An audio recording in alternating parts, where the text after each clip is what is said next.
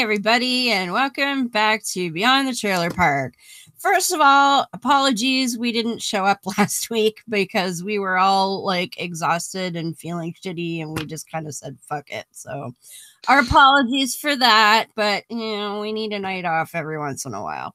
But here we are, all of us, and even a bonus, but we'll get to that in a moment. So all the way from Pennsylvania as usual. Good evening, Beth. Good evening. And from the wilds of Mississippi, good evening, Morgan. Good evening. And our guest for this evening, and I don't remember what state you're from, Trav. Maryland. Maryland, that's right. Oh, you're next to the Wonder Orange Wonder, whatever.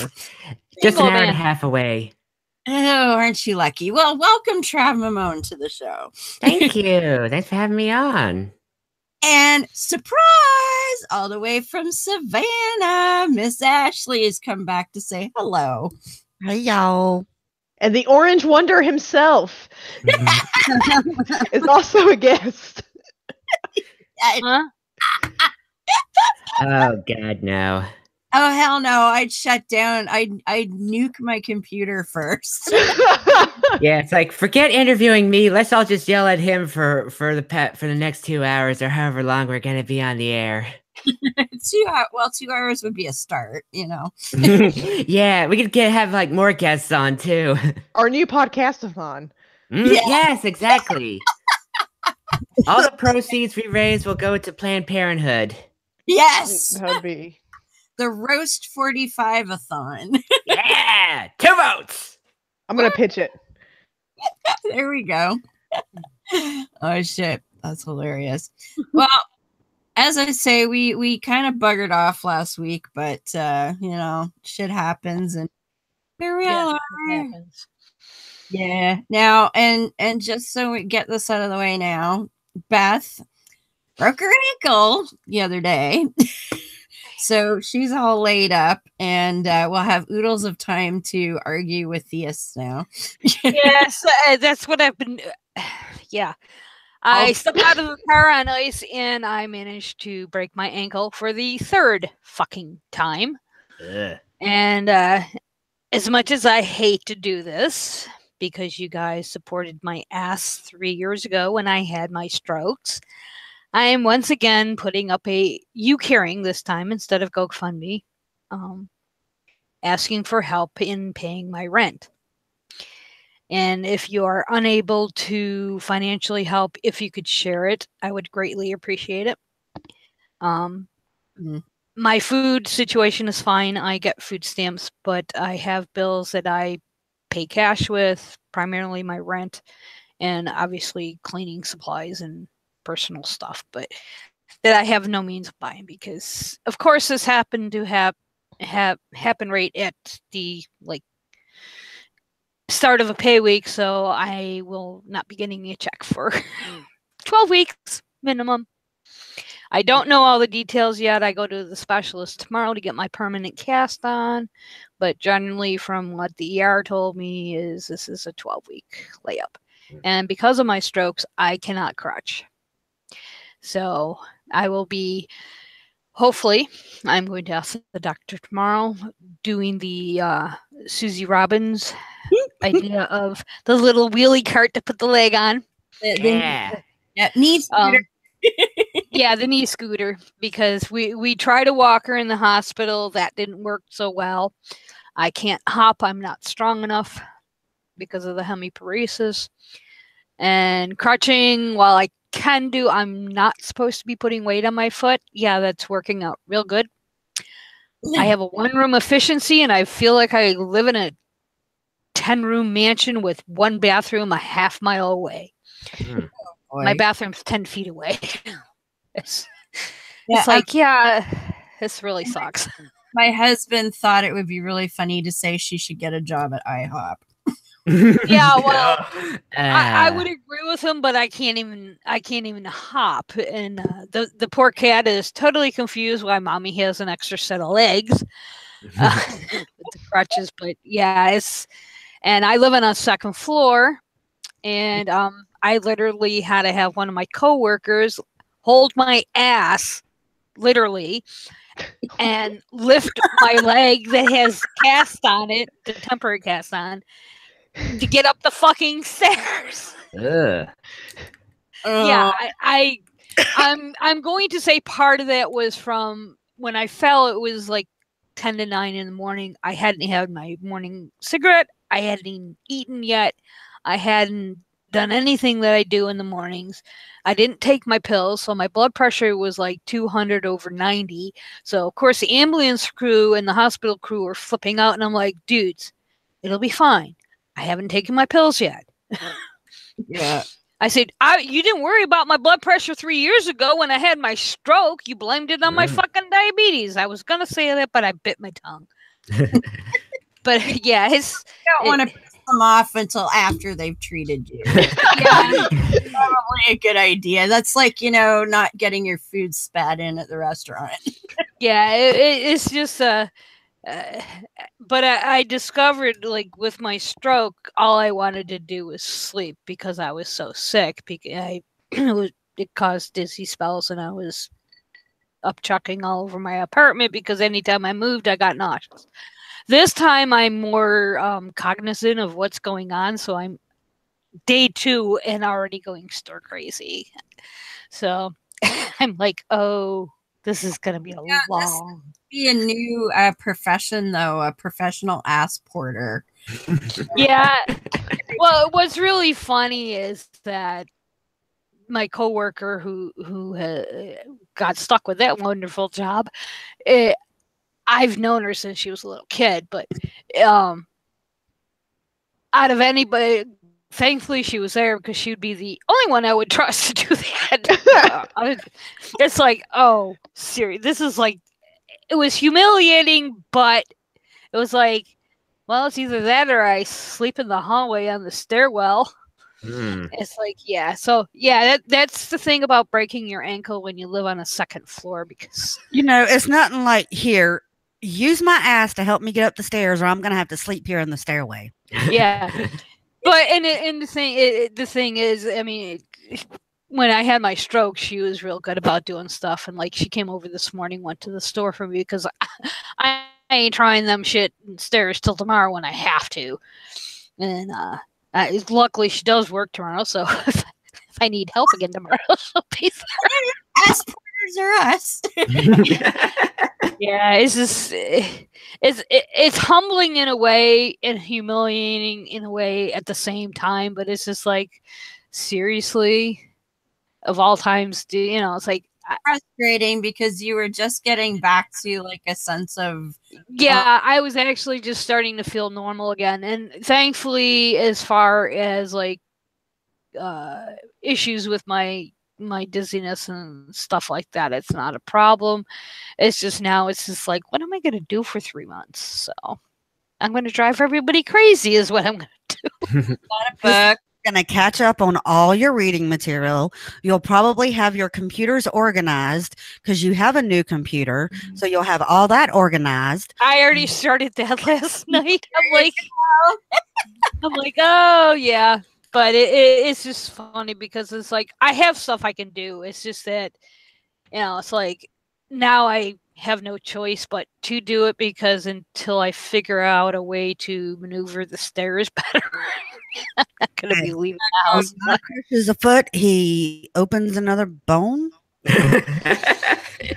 Well, I like the suggestion. I don't know who it was. Somebody on your post about it was like, oh, can they put a lift chair in the stairwell? I'm like, what?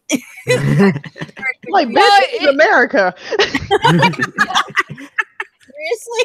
Wait a minute, Roseanne got one. yeah. Oh, really? Yeah, they put one on her last episode last week. Oh, Dan had put her one for her little stairway in her little house on the show.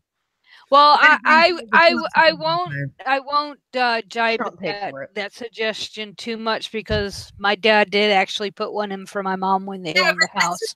But that's his own house. This is Yeah. It's just funny. I think if it really, really, really, really came down to it, it would probably be a yes, just because I wouldn't be able to move. But it's not something I would go for because it would be a royal pain in the butt. Well, that stairwell's not very wide, so it'd No, be... yeah, the construction's options would really be detrimental because I'm above the restaurant. It's a very narrow stairwell.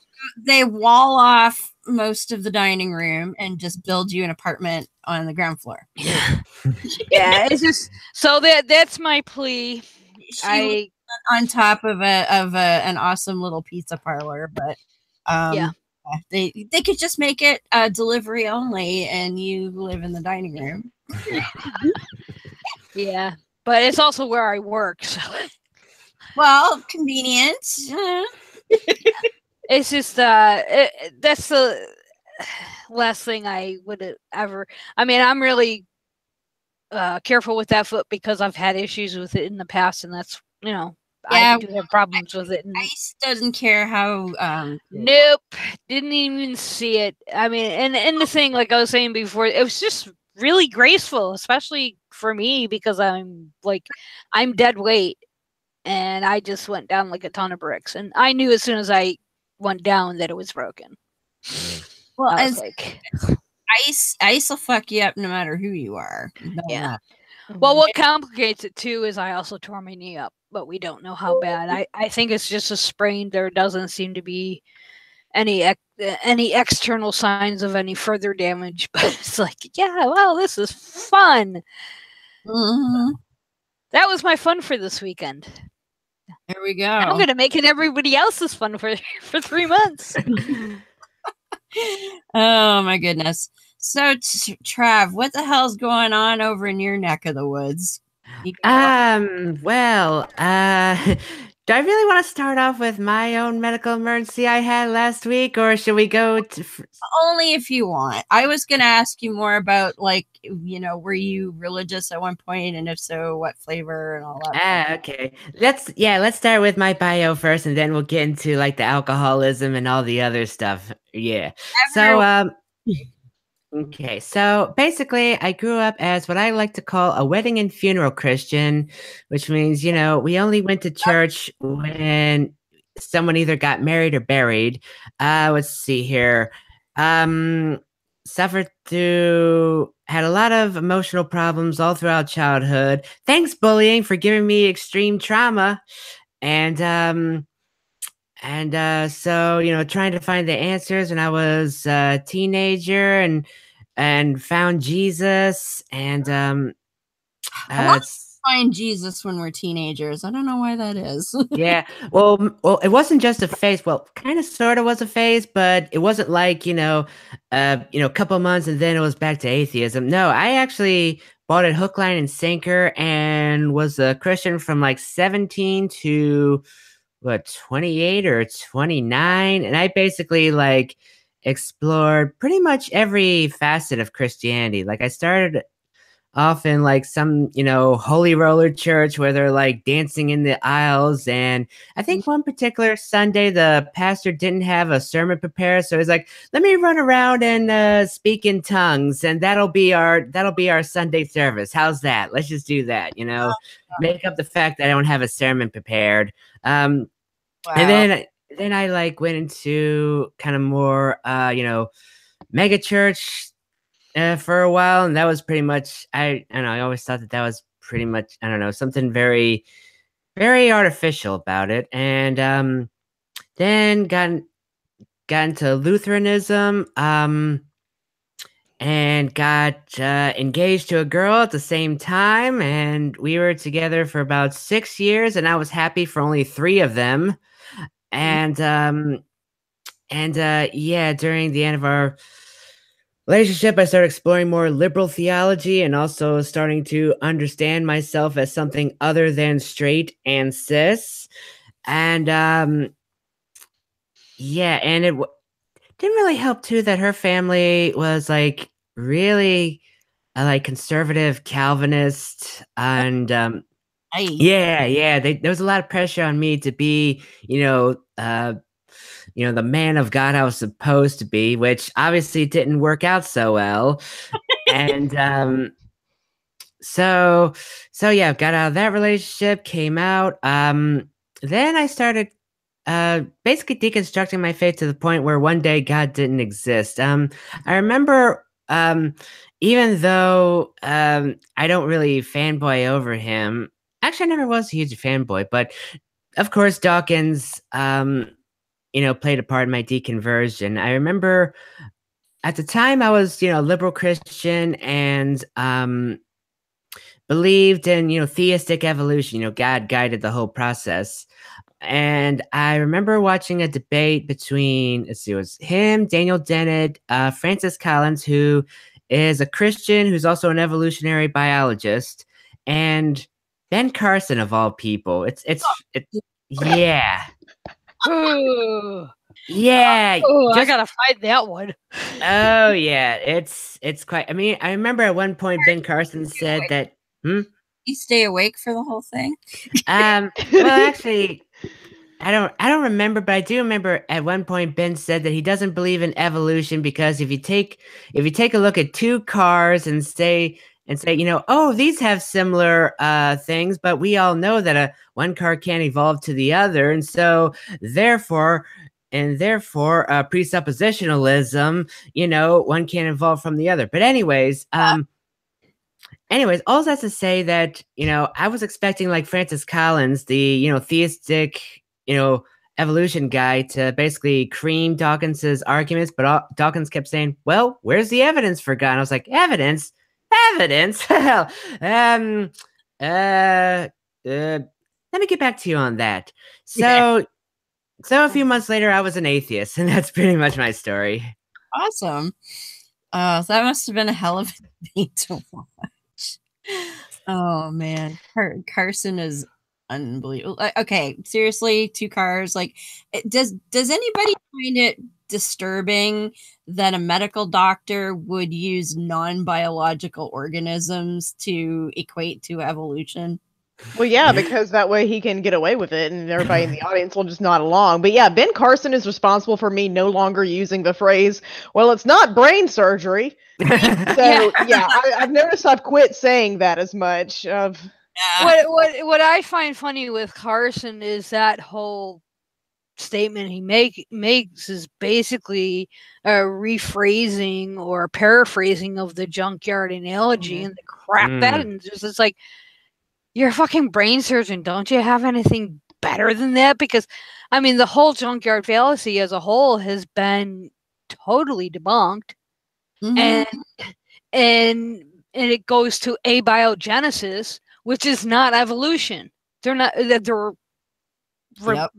kind of related, but they're two distinct fields of science. They haven't, and it's like I've been spending a lot more time in the crazy group of late.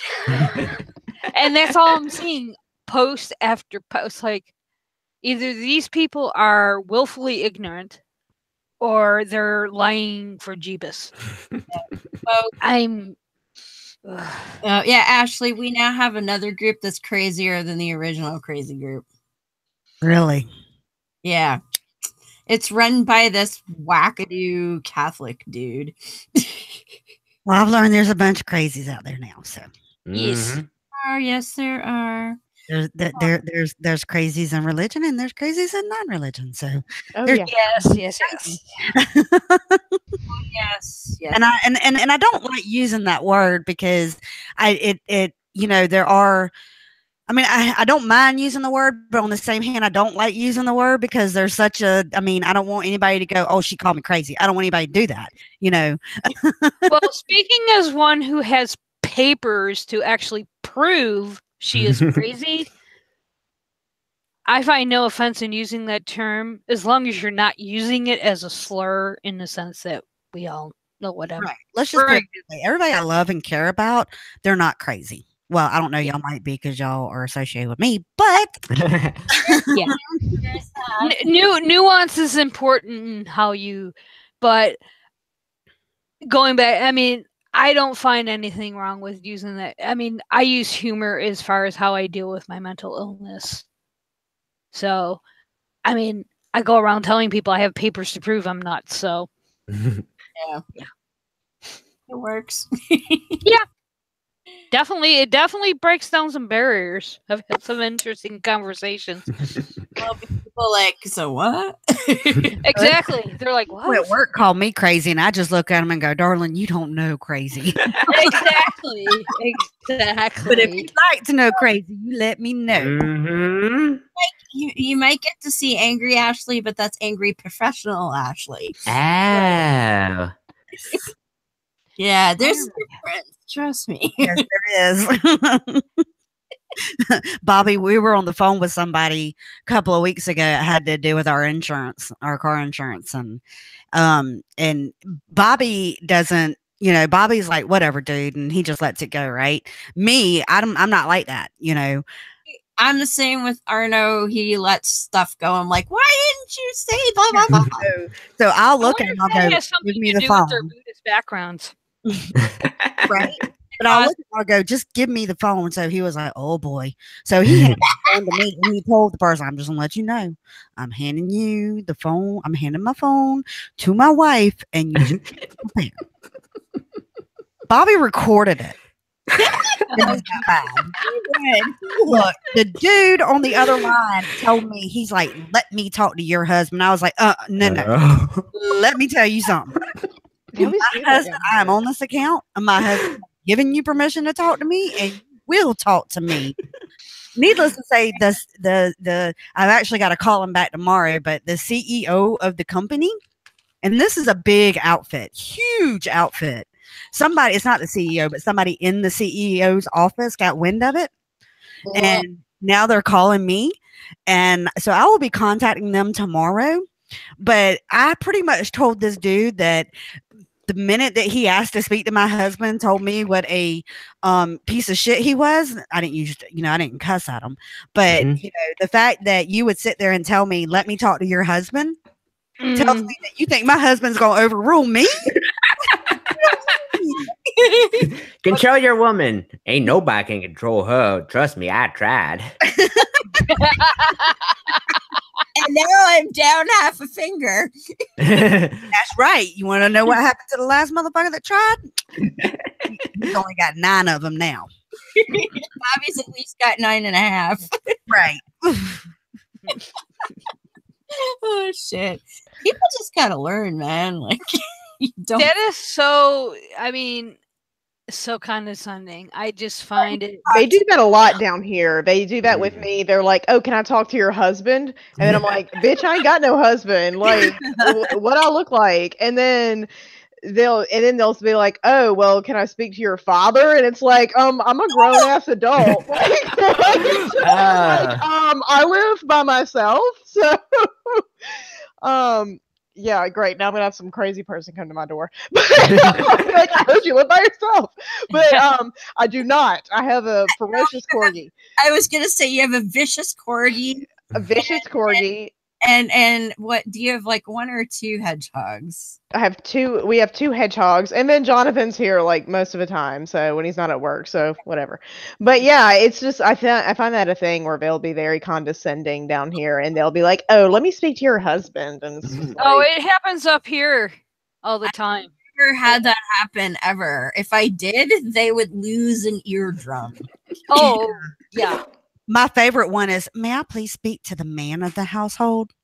that one too. Yeah, that's basically what they mean by like, yeah. Like, wait a minute. What Your about husband or father? household? Well, I occasionally on the phone when I have a cold, and considering some of the issues going around today, you guys will get a kick out of this. Mr. Hambridge. What? Mr. Hambridge, how are you doing? I'm like, I'm a Mrs. You fucked herd.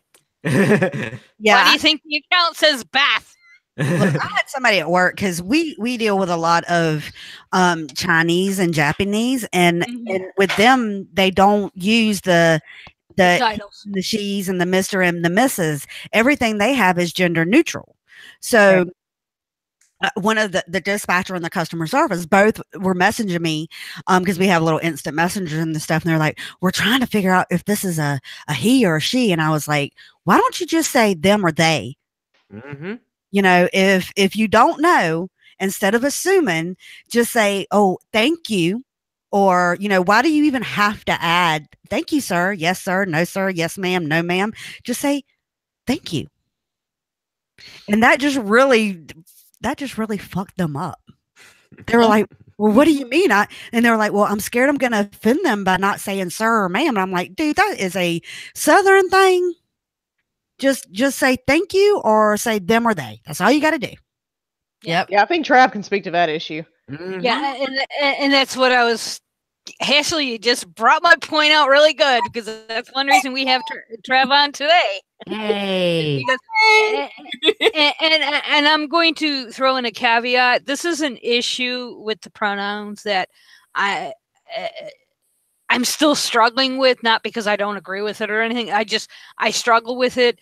But I had an incident the other day where I have a friend who, I'll say transitioning for lack of a better word, because I'm not quite sure where he is.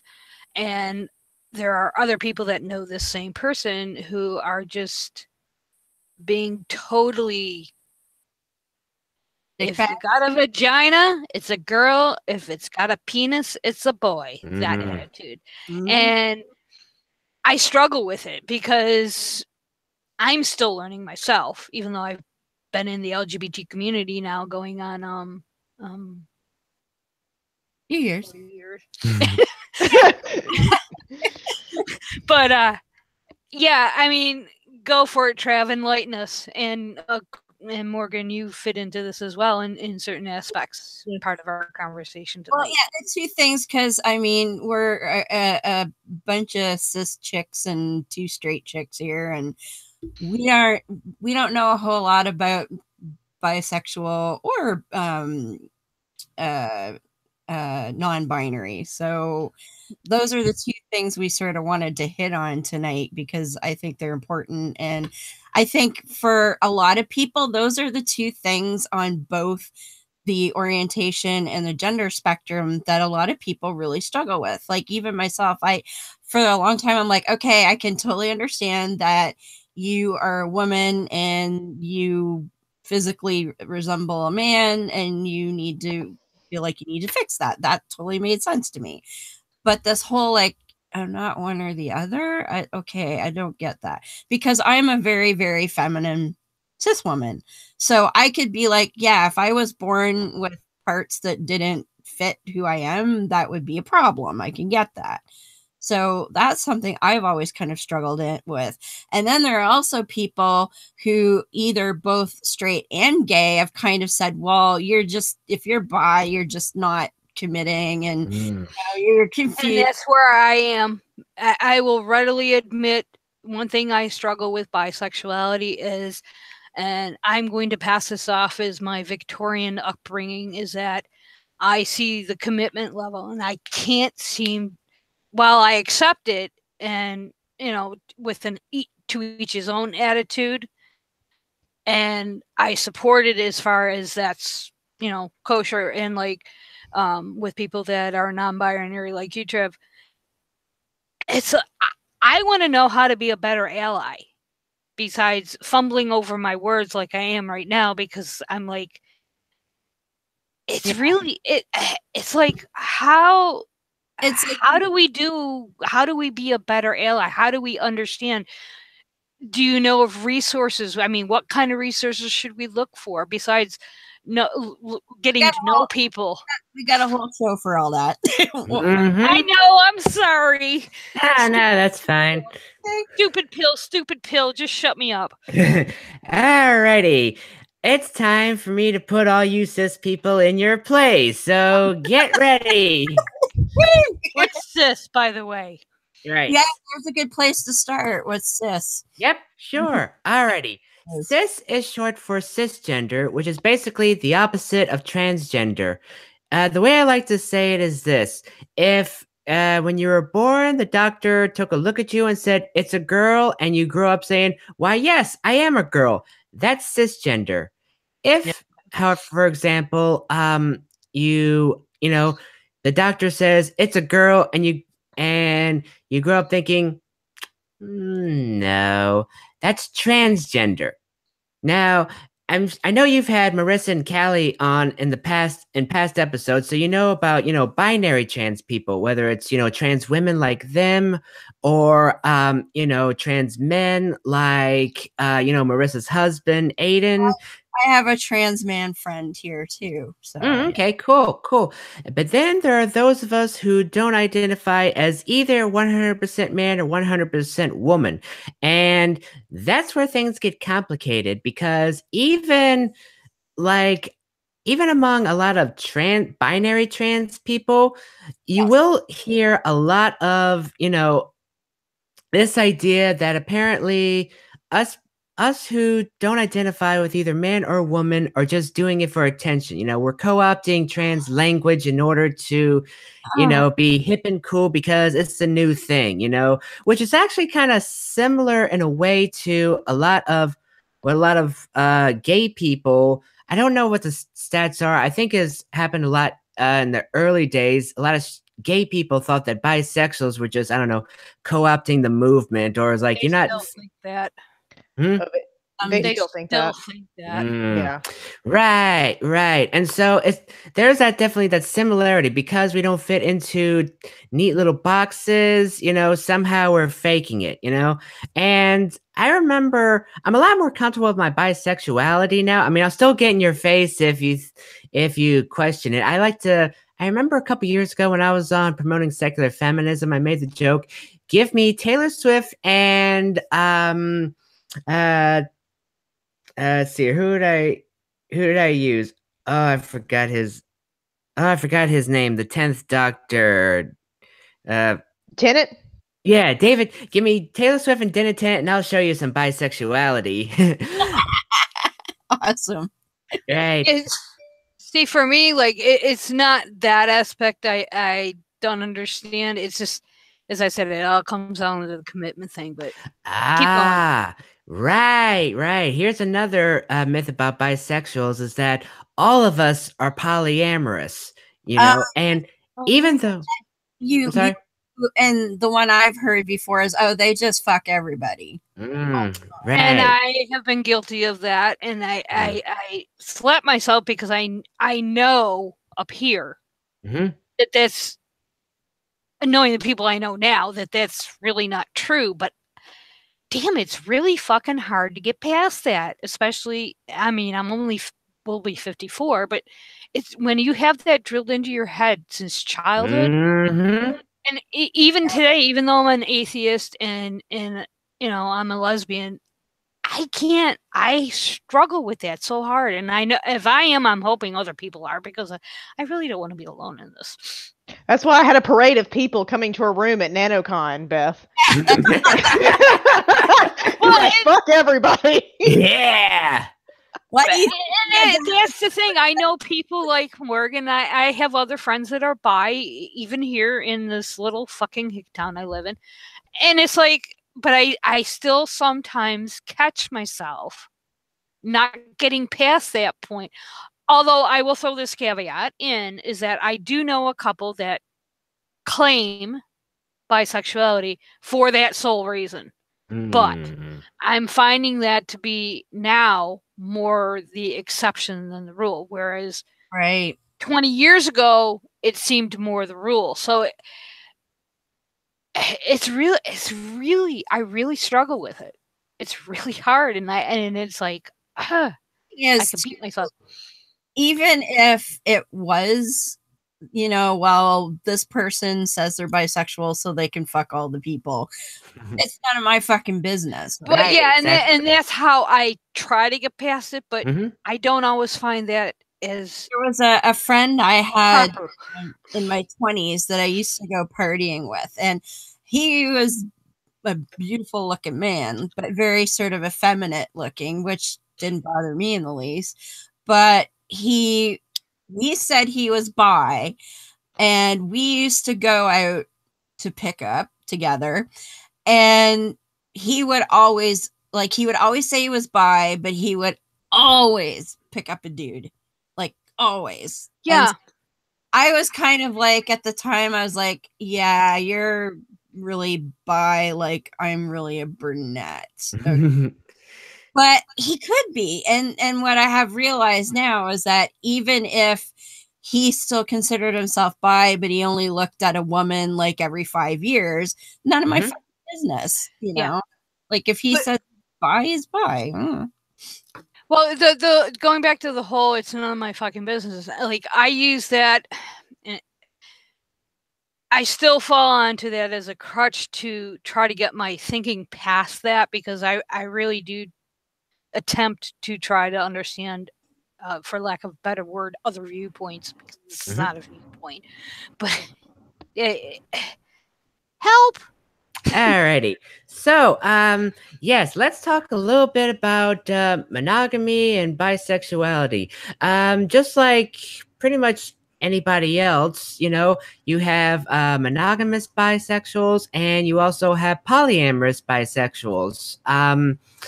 You know, and a lot of bisexuals for a long time, whenever people would try to say that, you know, bisexuality automatically means you're polyamorous and you can't stay faithful to one person, they'd say, no, that's not true, you know. And it's while it's not true that all bisexuals are you know, polyamorous, we're starting to realize now that in that process of saying no, we're not all like that, we're basically throwing polyamorous people under the bus. And so there was a book that came out several years ago by an Israeli bisexual activist named Shiri Eisner, where she suggested, you know, bisexuals, when people would say things like, you know, bisexuals are sluts or they can't stay faithful, Shiri would suggest they responded with, well, so what? You know, even if that were true, you know, because, you know, some bisexuals, just like straight people and gay people, have, you know, multiple partners. Some, like me, have hard enough trouble, you know, knowing what to do with one partner, let alone many partners. And so, you know, it's just, you know, like I said, you know, it's basically just about orientation as far as, you know, who you're attracted to. Now, Debbie, you said about your friend who was bisexual, but mostly picked up men. Well, it is true that some gay men come out as bi first and then gay. I think sometimes the opposite. I don't know the exact numbers, so don't quote me, but sometimes I think the opposite is true as well. I've heard stories of some people first coming out as gay and then realizing that, you know what, yeah, I'm still attracted to people of a different gender, and bisexuality is a thing. Oh, cool, I can still call myself that. Because there's this idea that if you have any level of attraction to the same sex, you're gay. Right. That's not true. That's total bullshit. Mm-hmm. So, yeah. Exactly. By the way, I hate Debbie. Oh, I'm sorry, Deborah. Okay. Deb's fine. Okay, Deb. Yeah, that's cool. But I guess we never had that conversation. But that's okay. I only yell at my relatives for doing that. Oh, okay, cool. So you must be a relative because she yelled at you. No, I'd be like, Ma, I'm not fucking Debbie, all right? Yes, you are. That's what I always got. Like, shut up, Mom. Yeah, and then when I was 2. I would say some people have, you know, these sort of preferences depending on the situation. Like for me, I would say I'm equally attracted to all genders when it comes to just pure sexuality. But then I do tend to become, get into relationships with men, but a lot of that is partially because I am in a very, very queer, unfriendly place. And the LGBTQ community that we do have, they treat bisexuals like shit. So essentially, like any woman, if they find out that I'm bi, they want nothing to do with me if they're like a lesbian. So that's, you know, a struggle that there is, because there is that sort of stigma in the LGBTQ community. And now I'm not saying that they're all like that in the South or even in general. And I mean, there are improvements being made as more and more people are becoming aware of representation that's positive of bisexual people. And, you know, figures like Evan Rachel Wood, and, you know, you look to people like that. But yeah, it's just I feel like with more and more people becoming aware that it's a thing, and it's not just, as people will sometimes even be sort of dismissive down here as well. They'll say, "Oh yeah, well any woman's bisexual if you give her 2 margaritas or something dumb like that." And it's like, okay, no, it's not. And they'll act as if, or they'll say, "Oh, that's so hot," as if it's like my sexuality is a performance for men. It's always viewed through what men like and what men approve of. And, if, say, I'm attracted to somebody that men don't perceive as, a hot woman, then they think that it's gross. But if I'm attracted to somebody who men perceive as hot, then, they like that. But it's like, again, it's sort of like my sexuality is seen as a performance for others when it's not. It's a personal thing. And, yeah, it is. I do end up in these relationships typically with men, but again, that's because I'm in law school. It's mostly male dominated. It's like that's just the circle that I'm in. So I think that has a lot of impact, but people do have preferences. So Deb's friend who, would pick up men mostly, it might be that he's mostly attracted to men, but maybe he just has particular types of women that he's more attracted to, or that, it's just a different kind, or maybe he prefers them for relationships versus just pure sexual things, or it varies. Yeah, and I don't think that I haven't seen the guy in like 20 years, so at the time he's like one of these people that I don't think he was ready for any kind of relationship with. But that's all story. I think something that Morgan said that I can kind of relate to is, as far as the whole attitude, is a lot of the reaction I get. Now, I'm not the most feminine woman in the world. I don't try to be. The way I am now is how I was when I was fucking 5. I've been a tomboy type person my entire life. I prefer sweats and t-shirts. I don't wear dresses. I think the last time I wore one was for an orchestral concert in fucking college when I was 19. Try playing a French horn with your legs split in a fucking dress. Again, but one of the reactions I get when I'm meeting new people is, well, especially from men, is, well, you just haven't met the right tongue. And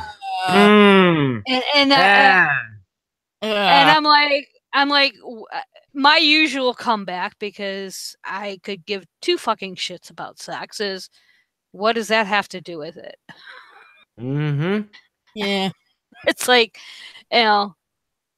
for me, that I said that comment right there, you just totally turned me off from even wanting to get to know you, because sex is not the issue for me. Yeah. Yeah, and it's not purely that, but yeah, you said attraction, and attraction does not always have to be sexual.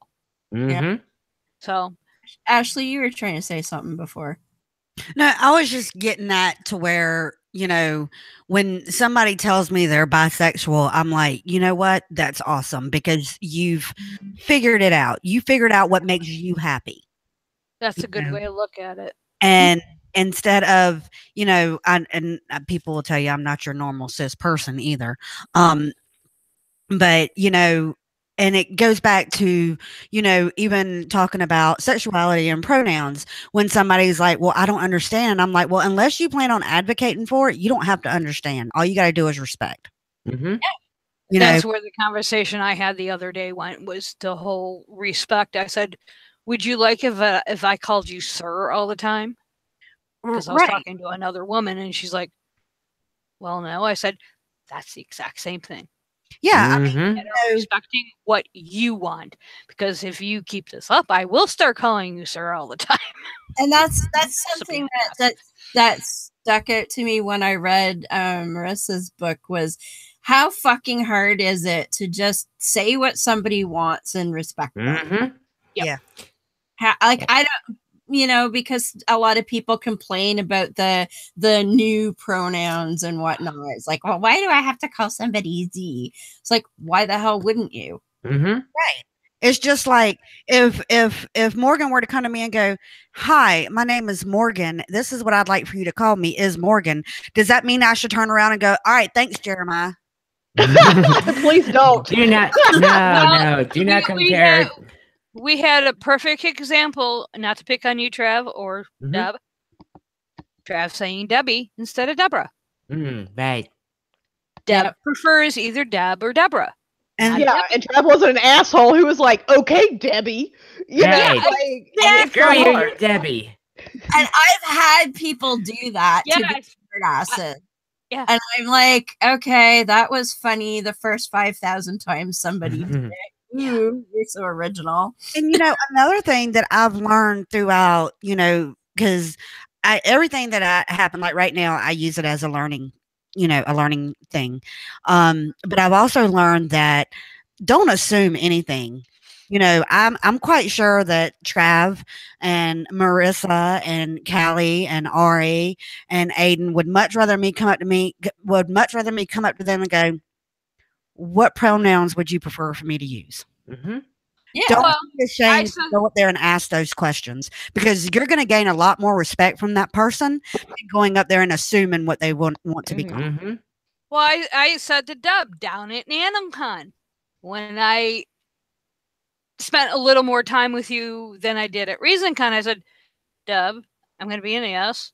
What does Trav prefer for pronouns? Because I couldn't remember. Yeah. How hard is it to ask? And I asked Deb because you were not there at the time. And I'm like, and I didn't want to make an ass of myself. I prefer not to do that, although I'm very good at it. But, and Deb knows, I mean, her and I talk quite a bit. And, you know, most people know she's been my rock. So I bounce things off her when I'm trying to learn something new. I mean, it's like we're talking before the show. Morgan and Deb and I spent 4.5, 5 hours talking, and Morgan and I don't always agree, but that's how you fucking learn, is when you talk to people about it's like, and that's why I said to Deb, I was just sitting here at the computer about a week or so ago, I said, I couldn't remember, and I said, have we ever had Trav on to talk about genderqueer stuff? I couldn't think of the word, and she's like, no. I said, would you be game? And we went for it. And this is what we're doing.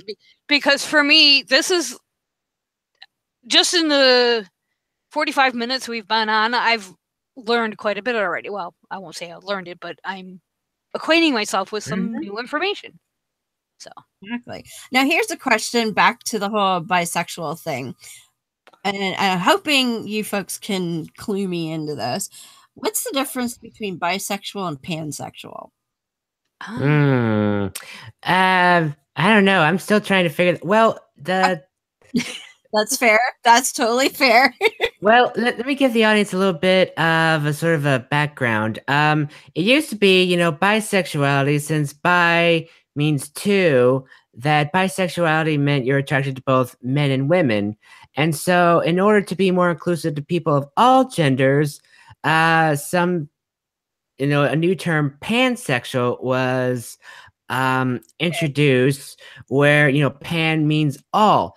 Now, even though a lot of people may argue with us, actually most people in the bisexual community say that, you know, bi can mean, you know, attracted to the same gender or a different gender, you know, and so we've been sort of expanding the definition. And actually, when I was at the Creating Change conference a couple of months ago, that's the annual conference put on by the National LGBTQ Task Force, you know, the bisexuals there, they were calling it the bi plus, which includes anyone who's attracted to more than one gender, you know? I remember, what was it, Morgan, when we were on the Atheist Manifesto, Callie said that, you know, some define bisexuality as, you know, there are specific things about, you know, different genders you're attracted to, whereas pansexuality, it's like, you know, it's more of an attitude of, I don't care at all. Yeah, pansexuality, to my traditional understanding, and some people have been trying to say, oh, well, bi is not inclusive, but really to me, it's always meant I'm attracted to more than one gender, and, you know, bi meaning two or more. So, yeah, there's that. But pansexual to me, as has been explained to me by people who would identify as pansexual, is there's not certain aspects of genders that they like. It's that they're just attracted to every like spectrum. basically all across the spectrum, and they don't say, oh, well, I prefer, I have these preferences about women that I'm sexually attracted to, or I have these certain types of men that I'm sexually attracted to. Instead, it's kind of like that doesn't really play as much of a factor into it as much as bisexual or even heterosexual people will have, preferences and things like that. But pansexual is more, I guess, sort of inclusive in that way, and it doesn't really matter. So would this be a Yeah, go ahead, Ashley. So would this be a good analogy? And I don't even know if I use the right word there because y'all know how I am about my words. But okay, so pan. When I hear pan, I think of like, when you go to take a picture and you take a panoramic view, you're taking a picture of all. Mm-hmm. Yeah. Okay. So when you're talking about pansexual, you're essentially saying all. Yes. Okay. So when somebody says pan, go picture are you taking a picture of a panographic view? Yeah, that's a good way of putting it. Yeah, it's actually a really good analogy for it. Yeah, because you're getting the whole spectrum there, and you're not like picking out different parts that you're more attracted to. It's a spectrum. See, I got smarts. You are smart.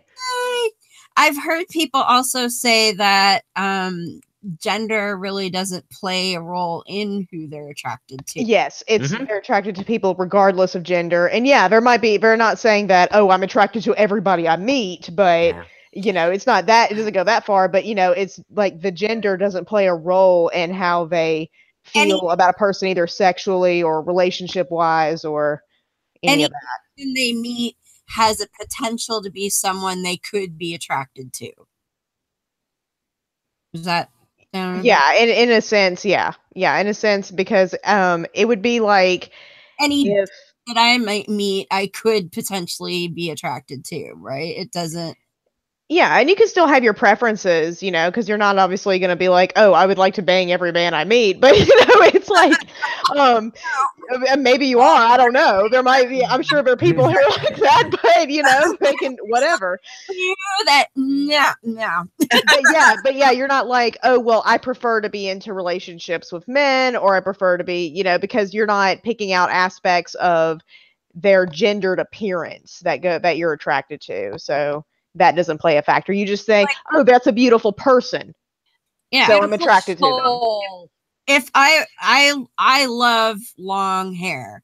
So if I were pansexual, I could be attracted to a person who has long hair. But you wouldn't care about the gender. Yeah. Right.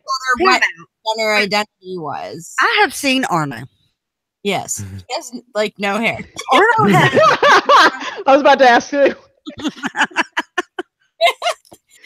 Yeah, I know. My ex-husband had long hair when we got married, but that was like his only redeeming quality.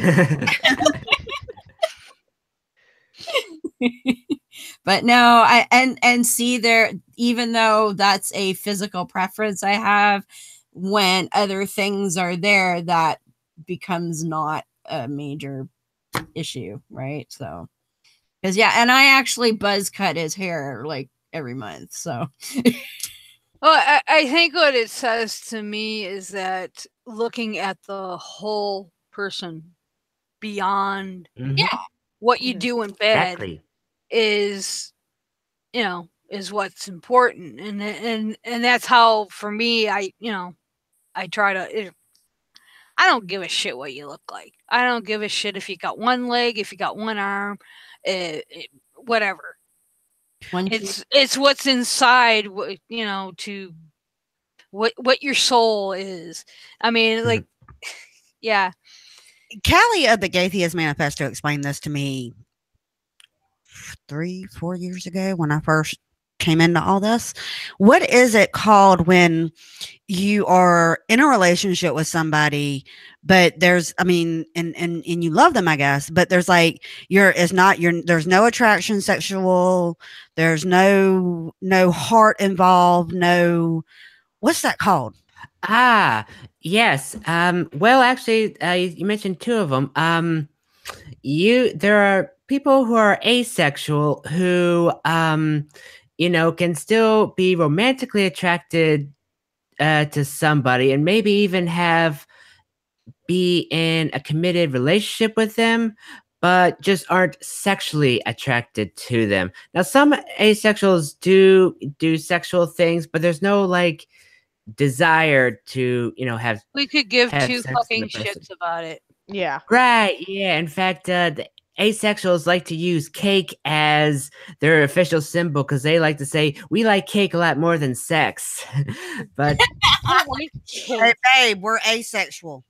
yeah. Well, Deb and I had this conversation a couple months ago because I don't remember what we were talking about, and I made a comment to her. Well, I give two shits about sex, and she's like, "Well, maybe you're asexual," and I've been I'm like, I think I am because I mean,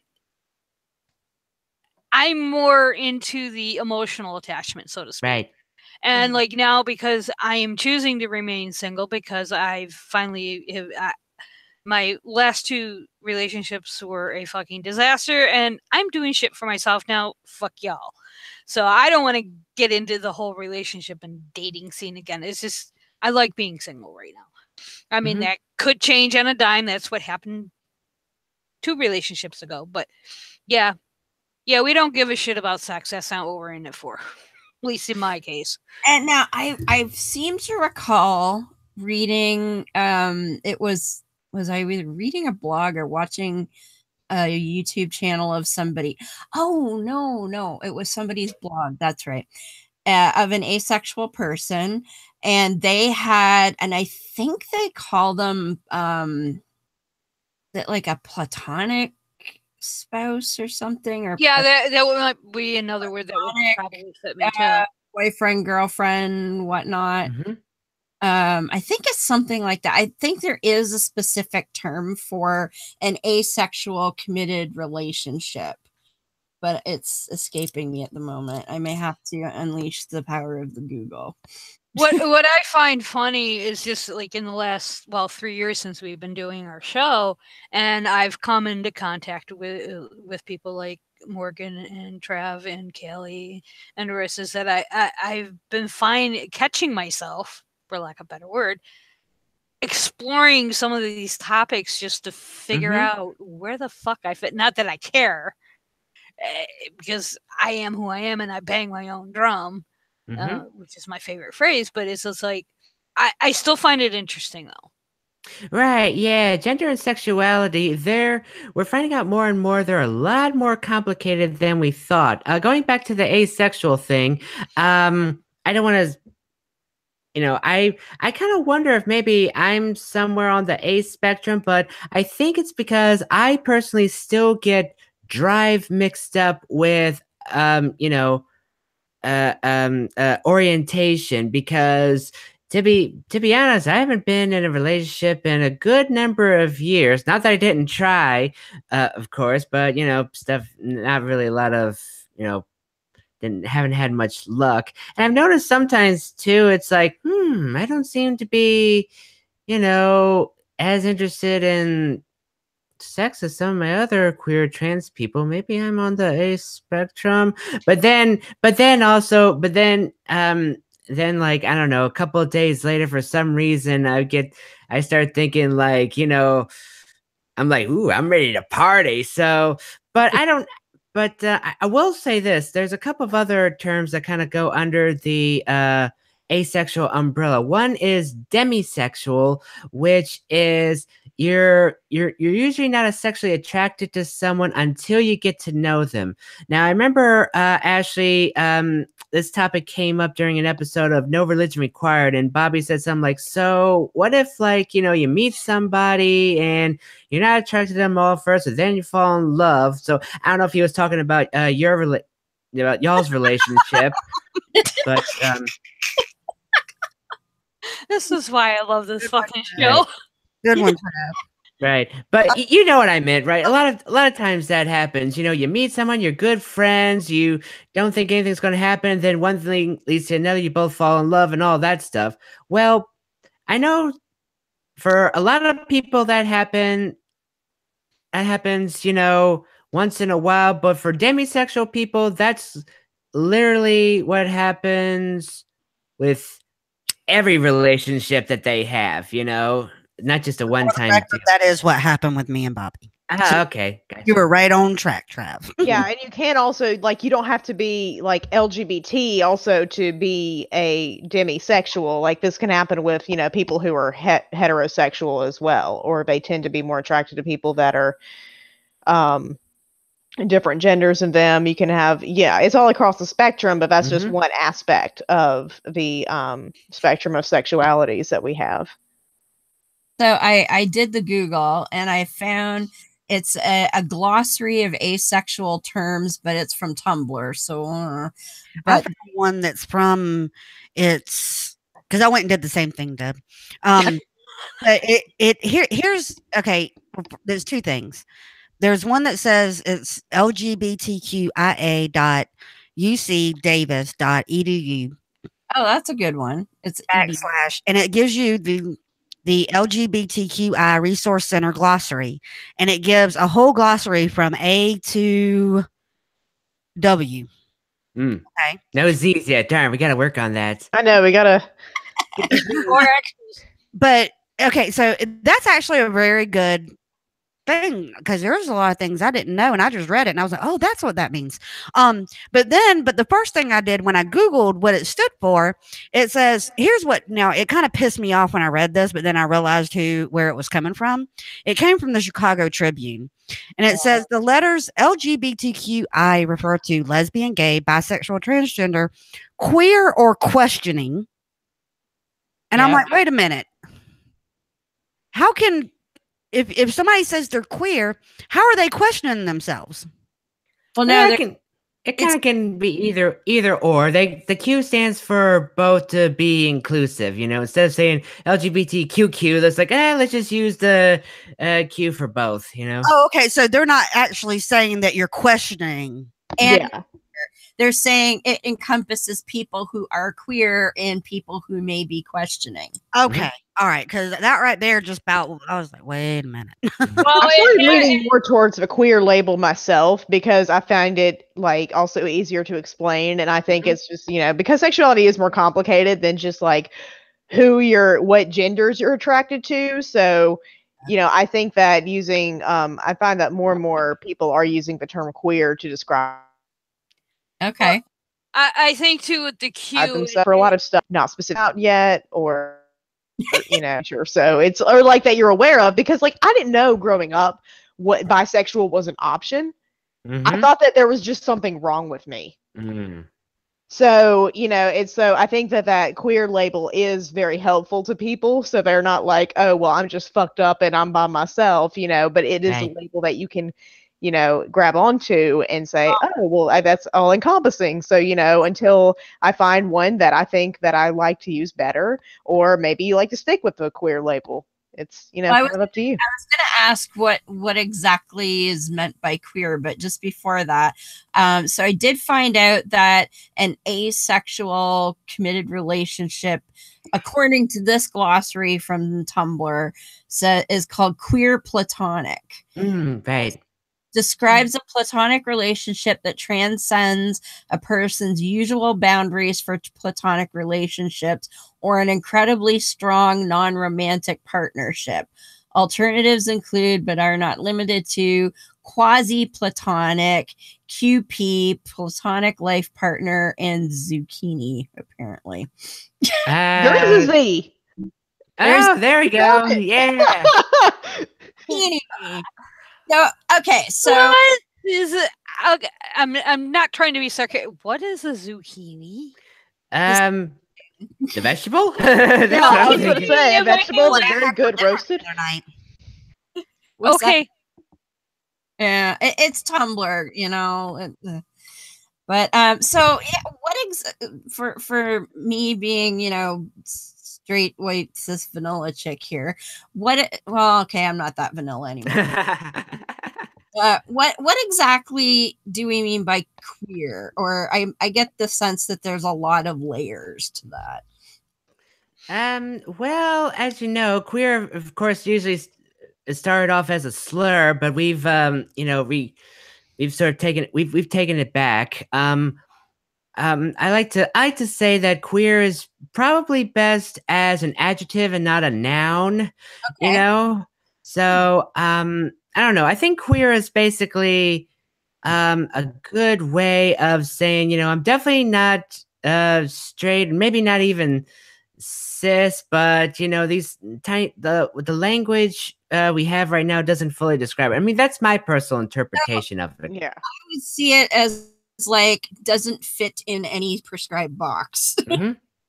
Yeah, Okay. it's a good way of doing that. And also, yeah, because if you feel like I was saying earlier, like sexuality, as we're finding more and more, and gender is super complicated. So a lot of people are more clinging to the term queer. And at first, I hesitated to call myself or refer to myself as queer because it is, you know, was used traditionally as a slur, and especially, you know, down being raised in Mississippi, being heard things like "oh, them queers," you know, it was just very derogatory. So I didn't want to call myself that, but recently I've been like, you know what? Fuck you. I'll describe myself as queer, but I do identify as bisexual, but I don't care if people are like, oh, she's queer. I'm like, yes, I'm queer as fuck.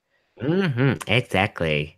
Well, I know, like, sometimes I'll have people use queer as, you know, being derogatory. And this kind of ties into a little bit to the queer questioning, is that for the longest time, queer or questioning was used by the Reich as a derogatory statement. And I think I remember the Trib article you referred to that was coming out. When that article came out, it was basically they were looking at questioning as being very derogatory. And I think the way you explained it, Trav, is really good, because it should not be derogatory, because I could fit into I'm still questioning. Yes, I consider myself a lesbian.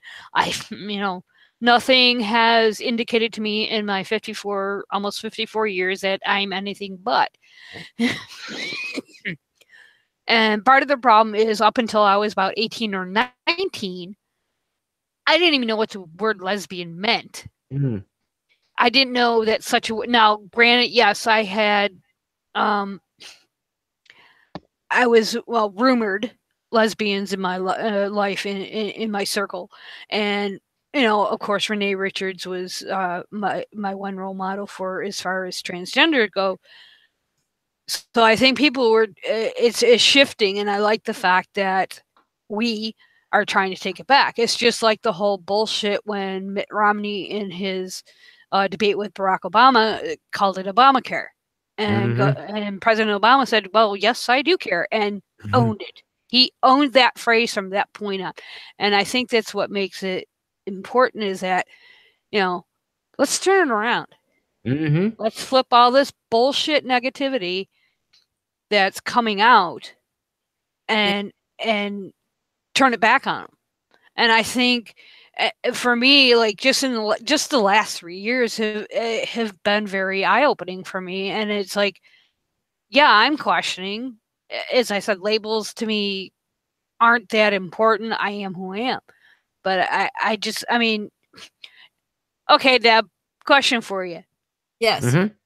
Year and a half ago, year ago, would you think I'd ever have this conversation? No. There you go, people. She tends to be fairly easy to get to turn several shades of red. So. Yeah. Oh, and I have already, but and Daryl Ray would be proud of me, because yeah. I mean, when I met, I actually got to meet him during NanoCon, and like I think Deb was talking about having a mom, and I'm like, well, I'll be missing that episode, because, and I joke about it, but the more it's like, it seems since NanoCon, and I don't know if it was your impetus, Trav, maybe, has really kind of made me think more so than normal. But it's like, and this is why I love these conversations. This is why I love this show, because we just, go with the flow. Even if we turn 6 shades of reds, that's okay. Yeah. Well, I think a lot of it has to do with the fact that we're getting that we've been educated a little bit more.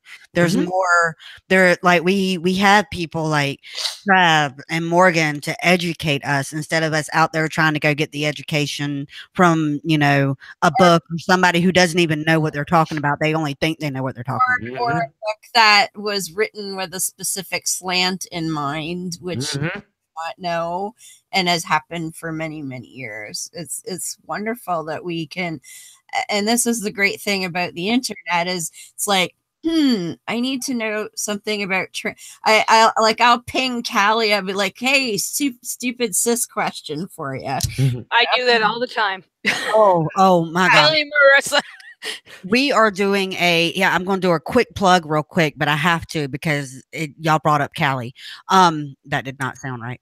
But we are doing an all ladies episode this Wednesday on Hope After Dark.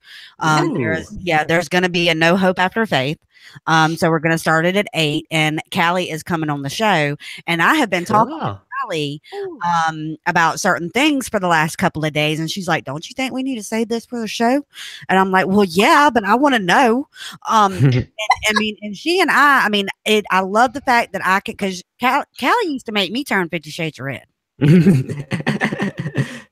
And the fact that I was asking her certain questions. Now, granted, I did ask for permission to ask those questions first. But for me to be able to just ping her and say, hey, I need to ask you these questions, and then she answers them. And then, our conversation got pretty deep, and we're going to go into it on the show Wednesday night. But that was interesting that you brought that up. Callie is a very good source to go to.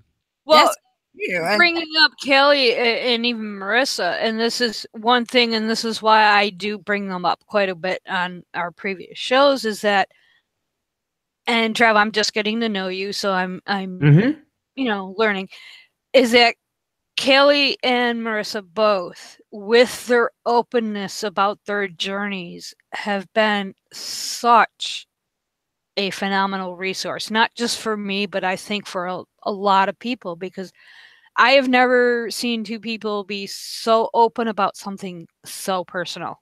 And I think it's just fucking amazing. And I just think it's wonderful. That's like, I have a question about non-binary stuff. Well, let's see if me at least, because I have a lot of trans people on my list now. I'm like, okay, I have like 5 different non-binary people I can ask who's around, and it's exactly fantastic. Or I want to know something about the bisexual thing. I got like a bazillion bisexual people. I'm like, I could probably do a post. Hey, bisexual people, do like a poll. do a poll. And it's just so amazing to do. Like, I grew up on the fucking farm, right? Like, we didn't even talk that there was such a thing as gay people. Like, you just didn't discuss those things. And it wasn't until I was in university, like, I kind of knew there were gay people. Like, for instance, our phys ed teacher in high school, she was definitely a lesbian. Like, she had her girlfriend living with her for many years and all, but it was like, oh, well, now they're just roommates, we just like, that's how we just chose to look at it. It's like, no, that's fucking stupid. And it wasn't until I got a crush on a friend of mine in university, and we had to have the whole, no, I'm gay, I just like you as a friend talk. I was like, what do you mean? And I just like didn't know anything. And where I was, there were no documentaries to watch. We had Encyclopedia Britannica. They didn't have shit about gay people or trans. Yeah, gay meant happy. Yeah, gay meant happy. Honestly, like, fag was a bundle of sticks or some shit. A cigarette. And so where was I going to learn anything? And so when I finally was confronted with like, wow, that's an actual live gay person sitting in front of me, it's like, now what do I do? And of course, like, I'm like, 18 years old, fresh off the farm, going, what do you mean you don't like me that way? Because we hung out all the time and we would sit up watching movies and we would go here and go there. And I was like, oh, well, he likes me. And to me, that was the only possibility. And so it's so amazing now that we can, there's so many reasons. You could go to YouTube. It's like, what does it mean to be non-binary? Well, I could probably go find somebody on YouTube that can give me some sort of an idea. Or I can Google it on, the Mayo Clinic can even tell me from a medical point of view, what does this mean? Or, there's just so much out there. And I think it's incredible that we can do that. But I think it's even more important that folks like you and Callie and Marissa and such are okay about talking about the personal side of it, because even though we learn about the technical stuff, like what is the definition of a trans person, or what is the definition of a non-binary person, like there's no humanity in that, if that makes any sense. And so you might get the encyclopedia version of it, but that doesn't teach you how those people want to be treated in a greater society, or how you can make them feel part of society. Like, it doesn't teach you any of that stuff. So, well, I think an important word you just used, Dub, was the humanity of it. Now, exactly. One of the things I've realized and is that most of my friends who are transgendered, I have met after they have transitioned. So I didn't know them before. I've now have, in the last couple of years, have developed friendships with people who I knew before and after.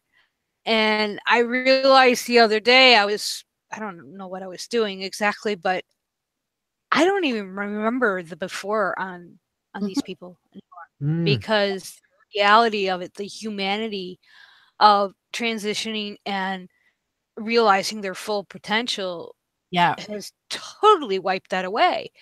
And like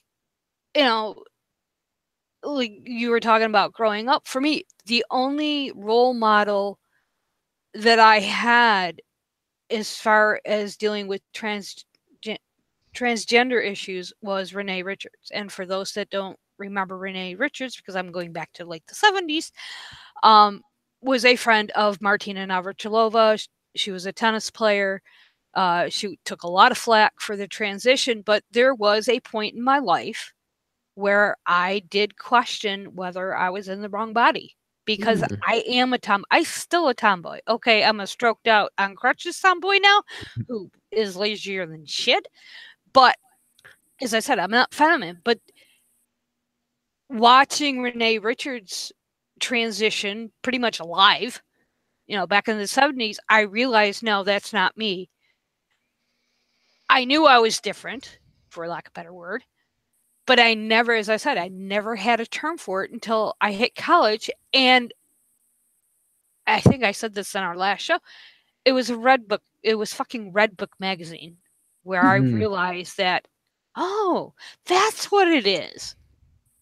And like you said, I mean, now just go do your Google foo.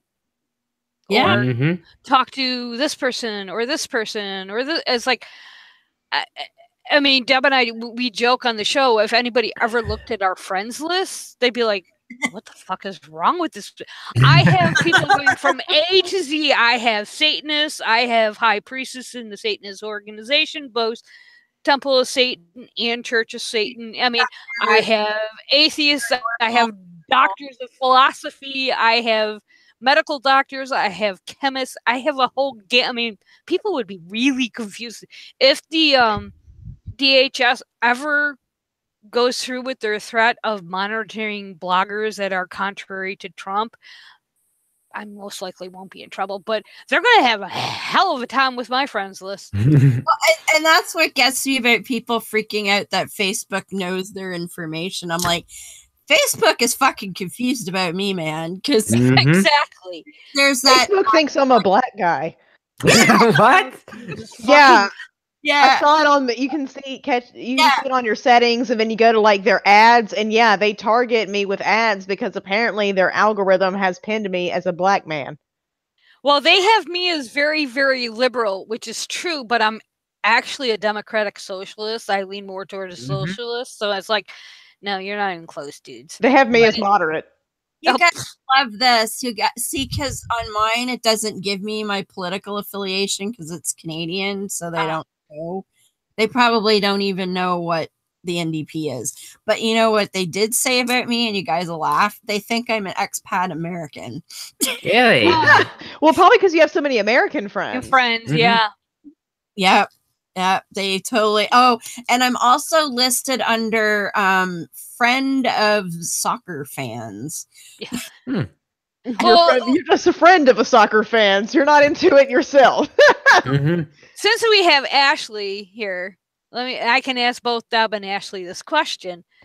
Did you think 3 years ago when we started doing this as a show that we would be having a conversation like this? No, because I thought we would be talking about religion. Yeah. Well, it's kind of a bi discussion of it, but no joke intended. To go back to, being, because a lot of people that I know were already transitioned. Yes. Like, Callie will always be Callie. Yeah. Exactly. That's all I know. But now I'm gonna bring Trav up.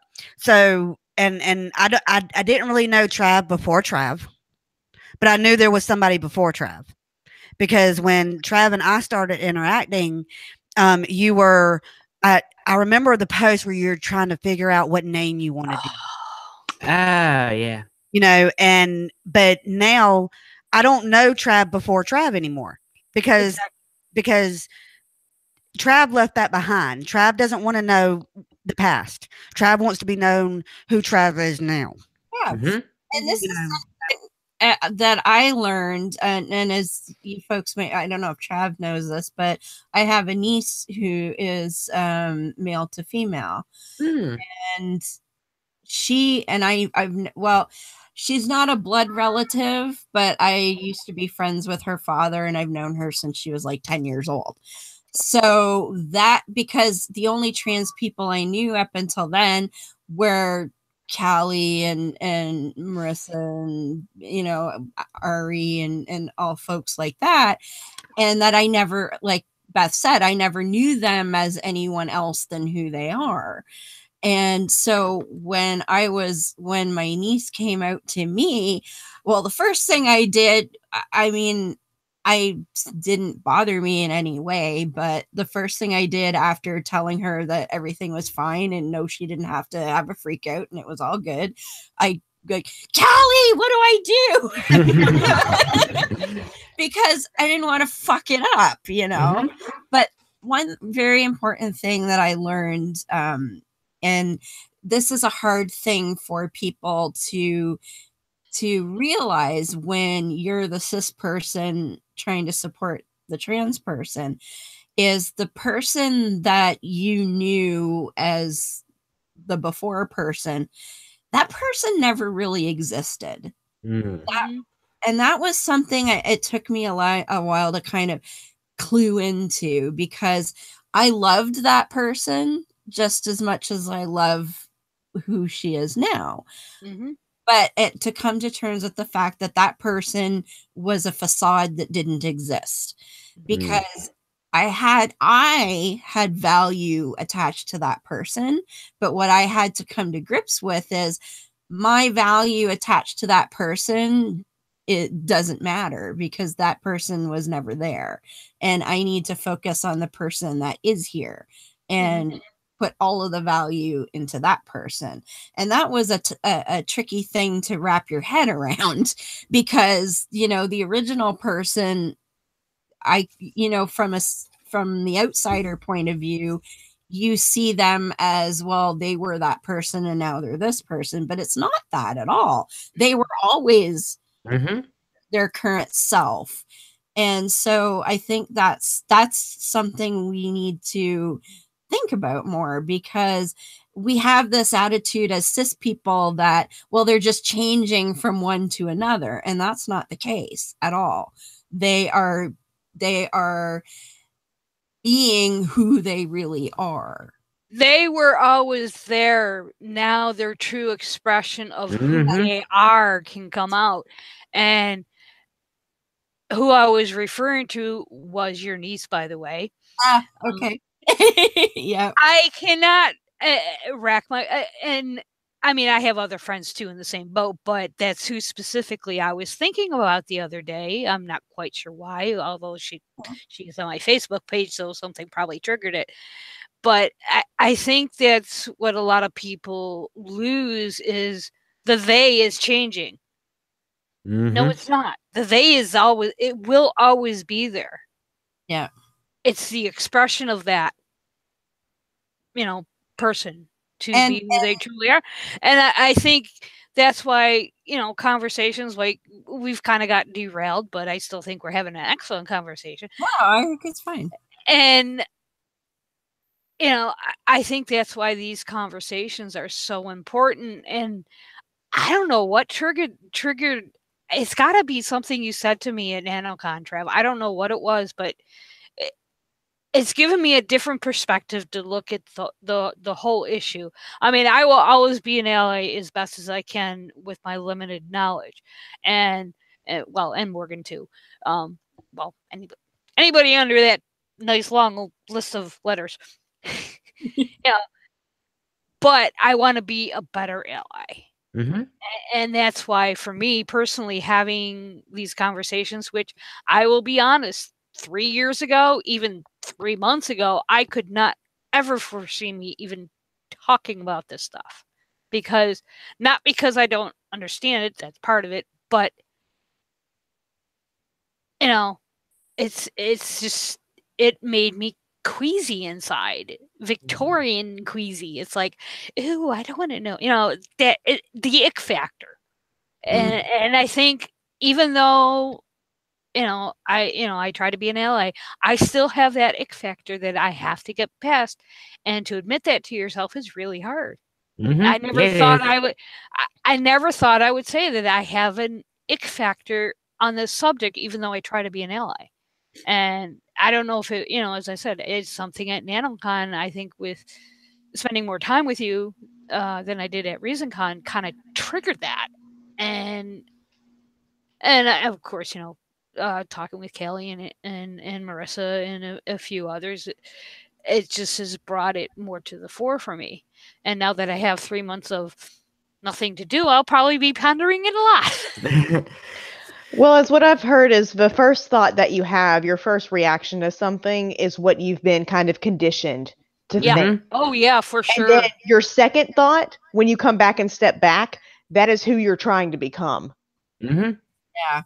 So that's another perspective to think about it, because when you are approaching some issues, you sometimes you will have a gut reaction to things, and then you'll turn around and be like, oh my gosh, why would I ever think that? It's because you've been conditioned to think these things and have these knee-jerk reactions, but then when you have the humility to sort of check yourself and then say, well, wait a second, this is what I need to, this is what it really is, or this is what I should be thinking, or I should think about this maybe in a different way than I have before, that shows that you're growing.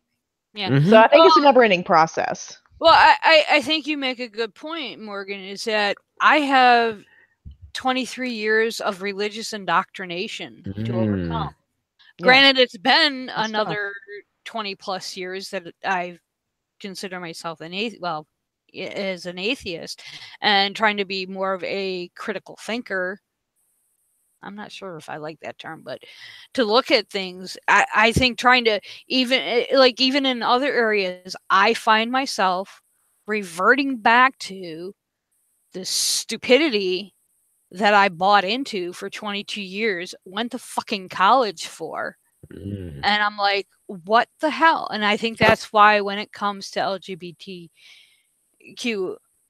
issues, sorry, that's why I blog what I do, why I fight people like Scott Lively and and Pete LaBarbera and all that bullshit, because they are just preaching hate, and it drives me crazy. I think that's in some way how I try to counter what was indoctrinated into my brain. No. Well, when it comes to religion, we got to think about something that religion is like the immediate go-to when we're born.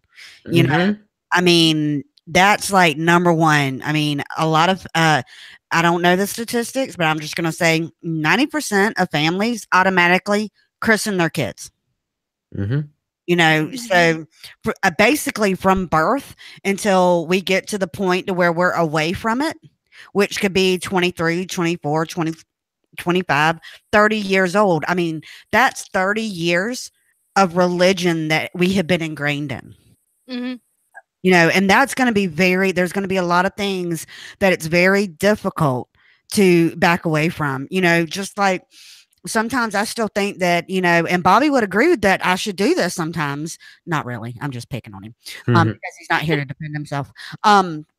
But, you know, but I do feel like sometimes I need to come home and need to make sure he's fed. You know, and I don't mean that in a dog way. I mean that I need to make sure that come here, boy, here's your dinner. I mean, the actual dog now. Yeah, it's like, you know, it's my job to come home and make sure that dinner's cooked for him. And then when I get home and I'm working from home or something, when, you know, after I've done work all day, I still come home and I work, and he's in there in the kitchen, you know, cooking. Then I feel bad. You know, but I think that stems from being ingrained with that's what the woman's supposed to do. Exactly. Yeah, and I'll even ask Jonathan for I'll be like, hey, can I go do this and can I do that? It's come to a point where he's like, he even brought it up last week. He was like, why do you always ask me permission to do stuff? You're an adult. Right. And it's like, I don't own you. Like, why are you asking me for permission? It's like a little kid asking their parents if they can do something. And I was like, I had to take a step back and I was like, holy shit, that's been kind of, you know, ingrained in me from French camp and all that, is that you have to ask men for permission to do basic things like exist or really do anything is what you always have to do. Right. You know, I was like, hey, I'm, you know, going to try to go on to Beyond the Trailer Park, but I got to go run and do this with the boys real quick. Is it okay if I just pick up such and such for dinner? And you know, Bobby's, you know, first thought is, yeah, go ahead. But then we're sitting there and he's like, did you just ask me for permission? Yeah. And it's like, it's just something that I go to, and he's just like, yeah, you don't have to ask me to do everything. Like, I mean, that's fine if you want to let me know what's going on, but, you know, it's the asking. That's almost as if, he can say no. Right. It's like one of the posts I responded to today in the crazy group, and I just kind of shoot this out when somebody says, oh, you need to bow down to your Lord and Savior, Jesus Christ, all that kind of bullshit. And I said, I bow down to no fucking buddy. Yeah. Okay. And it's like, okay, I say that, but do I really do that? I mean, in the situation I'm being single, obviously I don't. I have no one that I'm accountable to other than myself. But, you know, and that's the thing. In trying to get over that, I think for me, because I am kind of a rebellious type person, and I don't take to authority figures very well.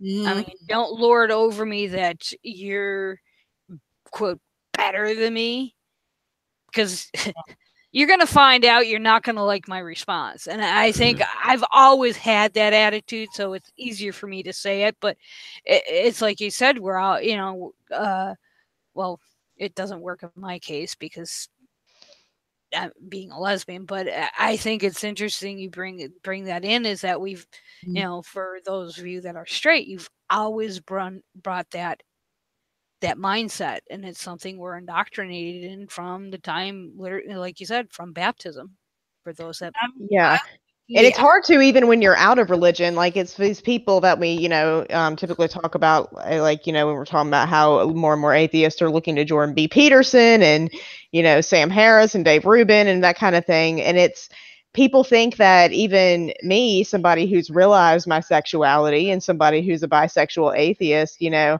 I have to continue critically thinking about social issues and things like that.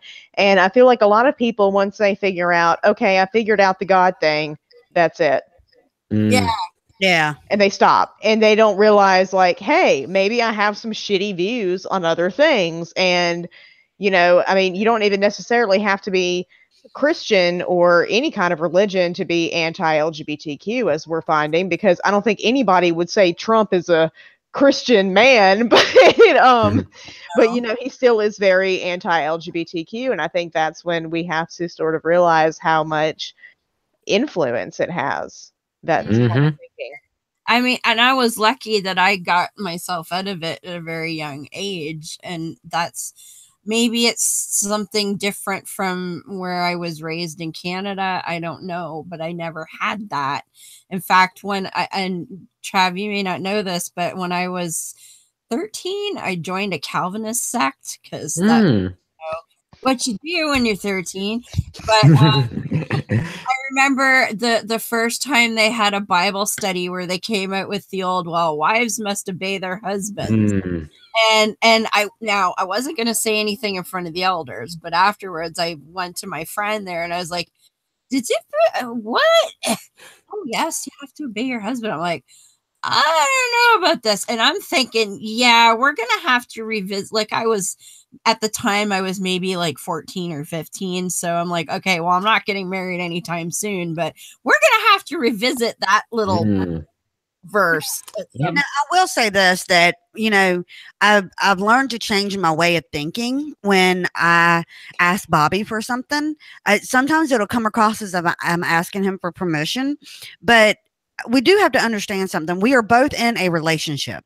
We share the financials, we share the credits, the debts, the time, everything. So when I, not so much, it makes me feel like I'm asking for permission, but on the same hand, I don't think I really am asking for permission. It's more of communication. It's more of letting you know what's going on and if you're on the same wavelength and things like that. And that's how I've kind of always seen it too. But the way that I do ask came perceived from him, at least, as if I were asking for permission. And that might be some of the same religious thing that he has, you know, where it's like, oh, well, obviously this woman's asking me for permission because duh, that's how, you know, but he thought that was strange because even though he's a Christian, he's very much more of that should be a personal thing. And that he more and more is just like, yeah, I really hate all these like Christians who are going out just being hateful assholes. And so, yeah, it's more, I do think it is more of a communication thing with me, especially with me being like, oh, well, I shouldn't be subservient to men because fuck what a man thinks, but, which I've always thought, but to a degree, even when I was a Christian. But yeah, and it goes back to the whole bisexuality thing with men acting as if, oh, well, I have to approve of your sexuality for you to be a bisexual woman and for that to be valid. And it's for my entertainment and for my pleasure, because it's really funny if you see how many men, they will oppose my right to marry whoever I want. They will oppose my right to get health care if somebody finds out I'm queer. Or if, you know, in this state, I can be kicked out of my apartment. If my landlord finds out I'm bi, I can go. Yep. And if I get a job at a law firm, they can say, get out of here. Even in Mississippi, like right now, the law is framed, if I wear pants and they think that's against their religion, they can ask me to fucking leave. Yeah, it's called HB 1523. Look it up. It has not been struck down by the courts because they say actual discrimination has to happen before we declare it unconstitutional. So first somebody has to fucking die or something. So yeah, I mean, I hope it doesn't come down to that. Hopefully it'll be some asshole fires me for wearing pants, but and not some trans person couldn't get health care and died. You know, I hope it doesn't come down to that. But yeah, it just goes to show how prevalent it is and how much, you know, I mean, patriarchy and this heteronormativity is so ingrained in our culture. And that's why these conversations are so important, because we have to go beyond that kind of thinking. I would love to see for you guys get to yes, okay, I'm bragging that you would get to where we are, because all of that shit that you just explained is completely illegal here. Like, Oh. Can we move up there? Yeah, Yes. can we start a commune? Yeah. man, Canadians should just take over, like do like a Invade, like y'all did in War of 1812. Burn the White House down again. right, do an eminent Yeah. domain on America. I'm good with that. I mean, honestly, like I used to hire people when I was a manager at the call center. Well, trainer, supervisor, whatever the fuck you want to call it. But I used to hire people, and we had to take a special like 2-3 hour course on what not to ask in an interview, because we can't even ask somebody if they're married. We can't even ask them what their age is. We can't ask them if they have children. Like, you can't ask any of that shit. They're not supposed to do that here, but they have figured out a way around it. Yeah. Yeah. They have figured out that they can ask those questions on a questionnaire to do a study of who's applying for what jobs. Mm-hmm. Oh, wow. And in Mississippi, the law is basically if you think it goes against your religious beliefs, then you can go ahead and do it. Because, that's the law that's been in place since July. And the court tried to strike it down, but then the Fifth Circuit of Appeals was like, yeah, but there's nobody with an actual injury, so you have to wait till then. So that's why the law is in effect. And to my knowledge, no one has come forward and sued because, again, it's hard to prove, well, we kicked you out of your apartment because you were bisexual and then not say literally anything else. And then, again, it's hard because Mississippi also is a right to work state, which means we can be fired for any reason. So if they can just make up any other reason, then we can't sue. And it's very difficult to so that Georgia's the same thing. They can fire us with no reason whatsoever. Mhm. Yes, too.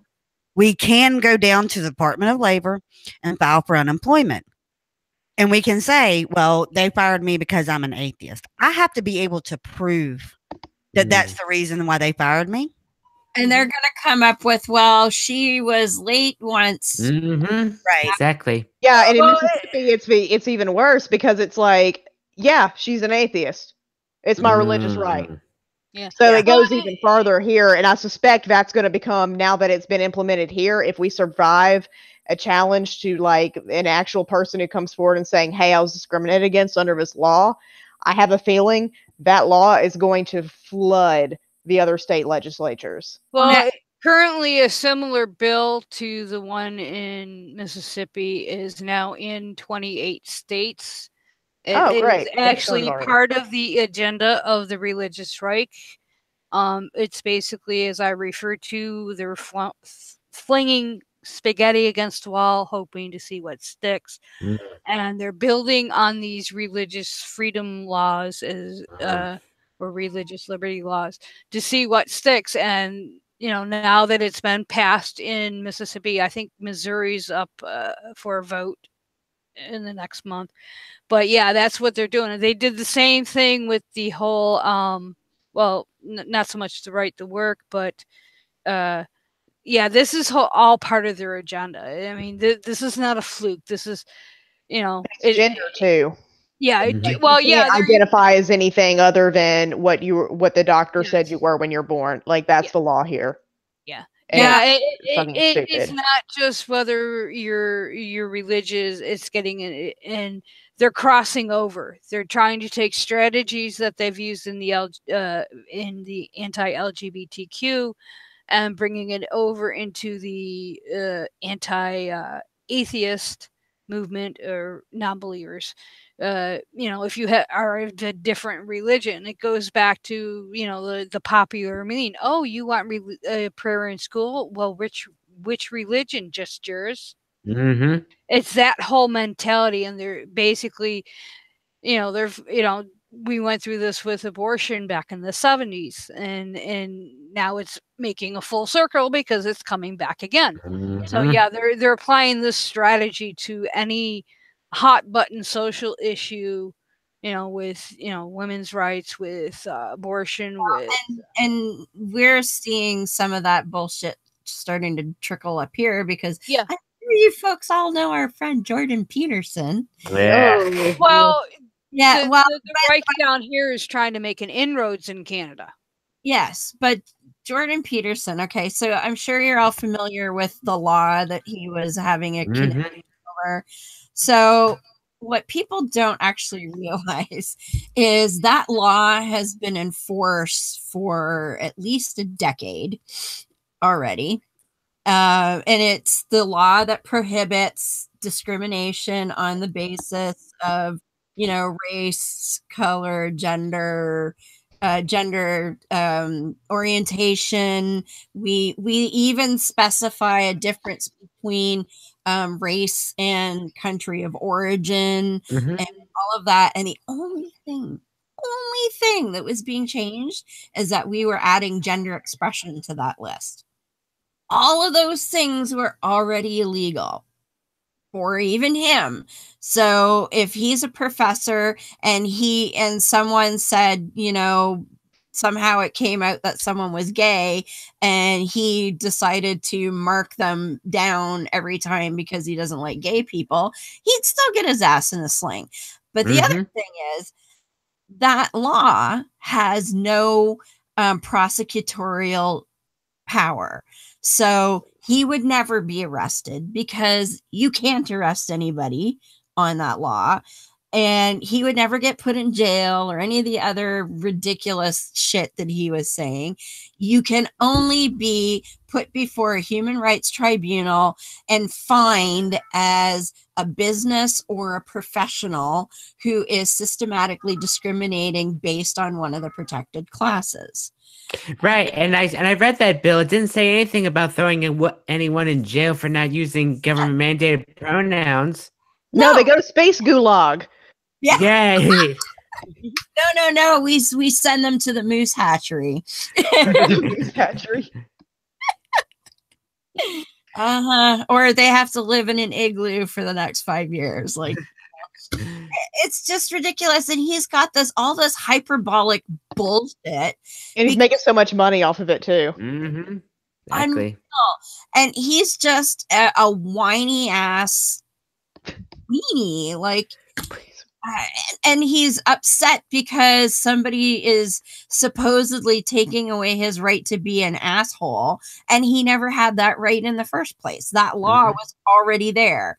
It's just one more thing that he wasn't allowed to be an asshole about in the first place. And even if he's in his classroom and he misgendered somebody, in passing or whatnot, no one's gonna say anything. It's if you are systematically, purposely discriminating and misgendering somebody on purpose or negligently, and in other words, you don't take any care to even bother to gender a person correctly, then that's when you're going to get hammered and you're only going to get fined.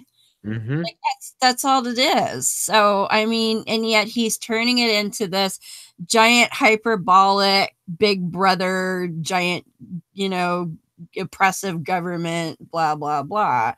And it's disgusting. I hate that guy. and he's making people think all over America that that's how it is. So he's lying.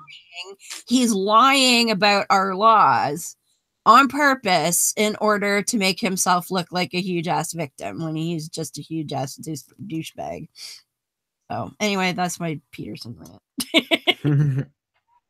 But it's frustrating when people do that. I mean, we got a pretty good thing going up here. I mean, we have lots of room for improvement. Don't get me wrong. I mean, we have some major issues with how we treat Indigenous people up here. Like where in America, there's a disproportionate number of African Americans that are targeted by the law.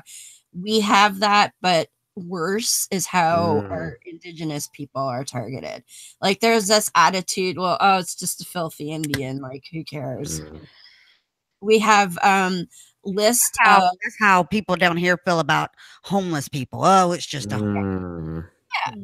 we have a list of, I think it's in the hundreds of Indigenous people and mainly women who have been missing for years And there's been a task force, and then there's apparently a bunch of corruption in the task force, and it's just this huge ass mess.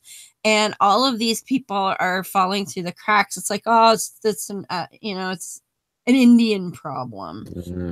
We have It's like, no, there's probably multiple fucking serial killers or some shit, Yeah. and no one's getting caught because they're basically given permission by the government to do it. Well, that's basically what the LGBT community in Toronto is accusing concerning the recent one. I don't know if you folks are familiar with that. We just caught a very prolific serial killer in Toronto's gay community. Yes. Oh, I heard wow. about that. Yeah, I saw that on True Crime Garage. Well, and I actually am friends with somebody who dated the guy's best friend. And he's like knew some of the victims, and put it this way, my ear is to the ground on this one. And I'm hoping he wants to wait until there's been more progress made, but he's open to coming on and talking about it at some point soon. But yeah, this guy, he was, killing gay men for who knows how. They're looking back at cases as far back in the 70s now. 70s. Dang. Oh yeah. And he also traveled. I want to be an attorney on that. Yeah. I know, y'all need to bar me up there. I need a job. Come on. I just looked up how much Jordan B. Peterson made. $40,000 a month, isn't Oh it? no, his net worth in 2018 is supposed to be $1.5 million. Oh, fuck. Damn, Morgan, we're in the wrong business. We should become know. bigots because we only have like 3 patrons on the Biskeptical Podcast. Yeah, all we need to do is threaten to quit, and I think maybe we can get more patrons, or we can just become like alt-right grifters. That's right. That will wipe away my student debt, but No. I got one. Build a bridge and they will come. Yeah. that's what an armature would do. If you can rename yourself a Sargon of Maryland, is that Oh no, God, no. Too far. Yeah. But yeah, it's just I was just like, I happened to be Googling that, and I was like, holy shit, off of a lie? Like you go around and lie and you get a 1 million, and it's like, that shouldn't surprise me. I'm in law school after all, but damn. Look who your president is. Yeah. Oh yeah, that's true. Yeah, the man who claims to be rich, but I bet you $10 he's got no money, or he's so far in hock. Well, now he's got to put money into rebuilding his hotel because it caught fire the other day. Yeah, because he doesn't install fire sprinklers and keep it up to code. Yeah, that he lobbied against having to, as Morgan just said, install fire sprinklers. Oh my God. Yes. And they've been raging against it all the time. Like, they're like, oh, all the developers are like, it's ridiculous that they're requiring us to have fire sprinklers, and then a dude dies, and they're like, well, that's not my fault. It's like, he's been fighting that since 1979. Yep. I think, if I have my date right. New executive order. All places must have the water sprinklers. That'll be the executive order.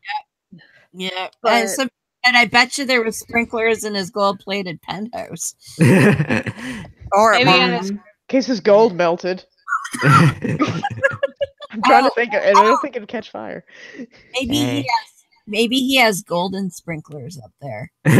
Golden He's a showers. fan of golden showers. Yeah, I mean, you know, it just popped into my head. Like, well, you guys. I just want the P tape to be real. Oh God! Do we really want to see that? I don't want to see it. I just want to know it exists. Okay, Like, if Mueller was just like, it exists, but no one's gonna see it, I would just be like, Yes. Mm-hmm. Yeah, Mueller's gonna be like, I have seen shit.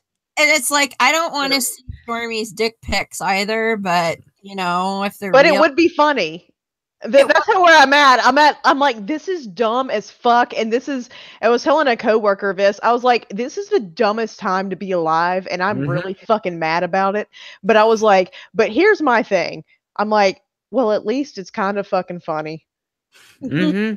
because that's the only way I can stay sane. Because, you know, as Trav and I do on the Biskeptical Podcast, we've been doing these roundups of the news lately, and it's just like, what world, what timeline are we living in? Like, like, were people of the 70s this fucking, like, confused all the time? I don't know if we could top, though. I mean, the one of the craziest historical events that I can think of was the time, and I think it was in the 11 or 1200s, where the new pope dug up the old pope and on trial. There's a citation needed about that, but yeah, there's a that one was absolutely crazy. And then I've been listening to this American history podcast that I recommend. It's called The Dollop, and what they do is they just do recaps of dumb stuff that happens in American history, and sometimes they will go on tour to Australia and do like dumb stuff that's happened in Australian history, but it's mostly American stuff, and it's just the realizations hitting me. I was like, God, we've always been so dumb and awful. Well, this might put it in perspective, Morgan. I saw a meme today that says, basically, for those of you that are making such a brouhaha about kids eating Tide Pods, if you remember correctly,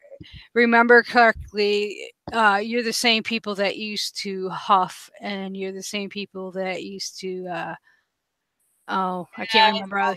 But it's just like pain and it's like hey, my generation, we used to sniff the runoff copies of our papers. Exactly. So it's like yeah, and in the 20s they had a goldfish challenge where it was like you would swallow a goldfish live, and like 2 kids died, and nobody died from a Tide Pod thing. It just makes your stomach hurt and you get really sick.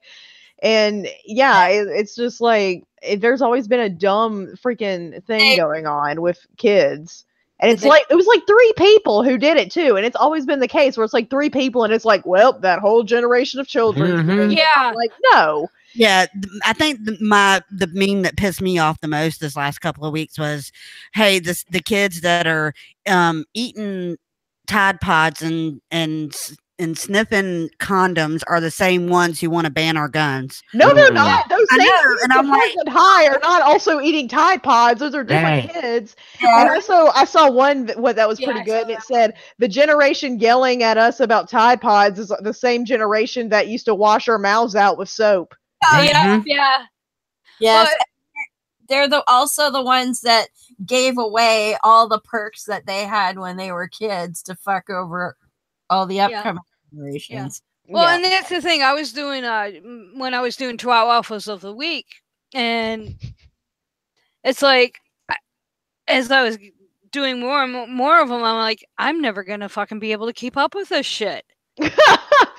I'm like, and that's part of the reason why I stopped doing it, although I might pick it back up again since I'm gonna have time on my hand. But it's like I couldn't keep up. I'd get my 5 or 6 main stories that I was going to focus on, and the next day there'd be like 40 more. I'm like, yep, I'm a 1-person show here. It's like the crazy is just unreal, and it's just nuts. It is. So we're coming up on our 2 hours here. Before we wrap everything up, Trav or Morgan, is there anything about the topic that we left ages ago that you wanted to Which is fine. We're an organic show. Shit happens. Okay. I got one. Don't be a dick to bisexuals and genderqueer people. How's that? We'll leave that on a final note. Excellent. I'm good with that. Morgan, you got I endorse that message. All right. Must endorse. Excellent. And you know what? It's not too fucking hard to ask somebody what their goddamn pronouns are. Like, seriously. If you don't know, fucking ask. Here we go. All right. Well, let's go through everybody, and you can all plug your stuff. So we'll start with Beth. Where can we find you? Easiest way is on Twitter, Dune998. That connects to my blog, Havoc and Chaos on Blogger. And I've been posting my usual abuses in the church bullshit. Put about 15 of them on so far today and got another 15 to go, and I haven't even checked today's feed. That also connects to YouTube, and probably will be having something coming out soon because I have a lot of time on my hand now.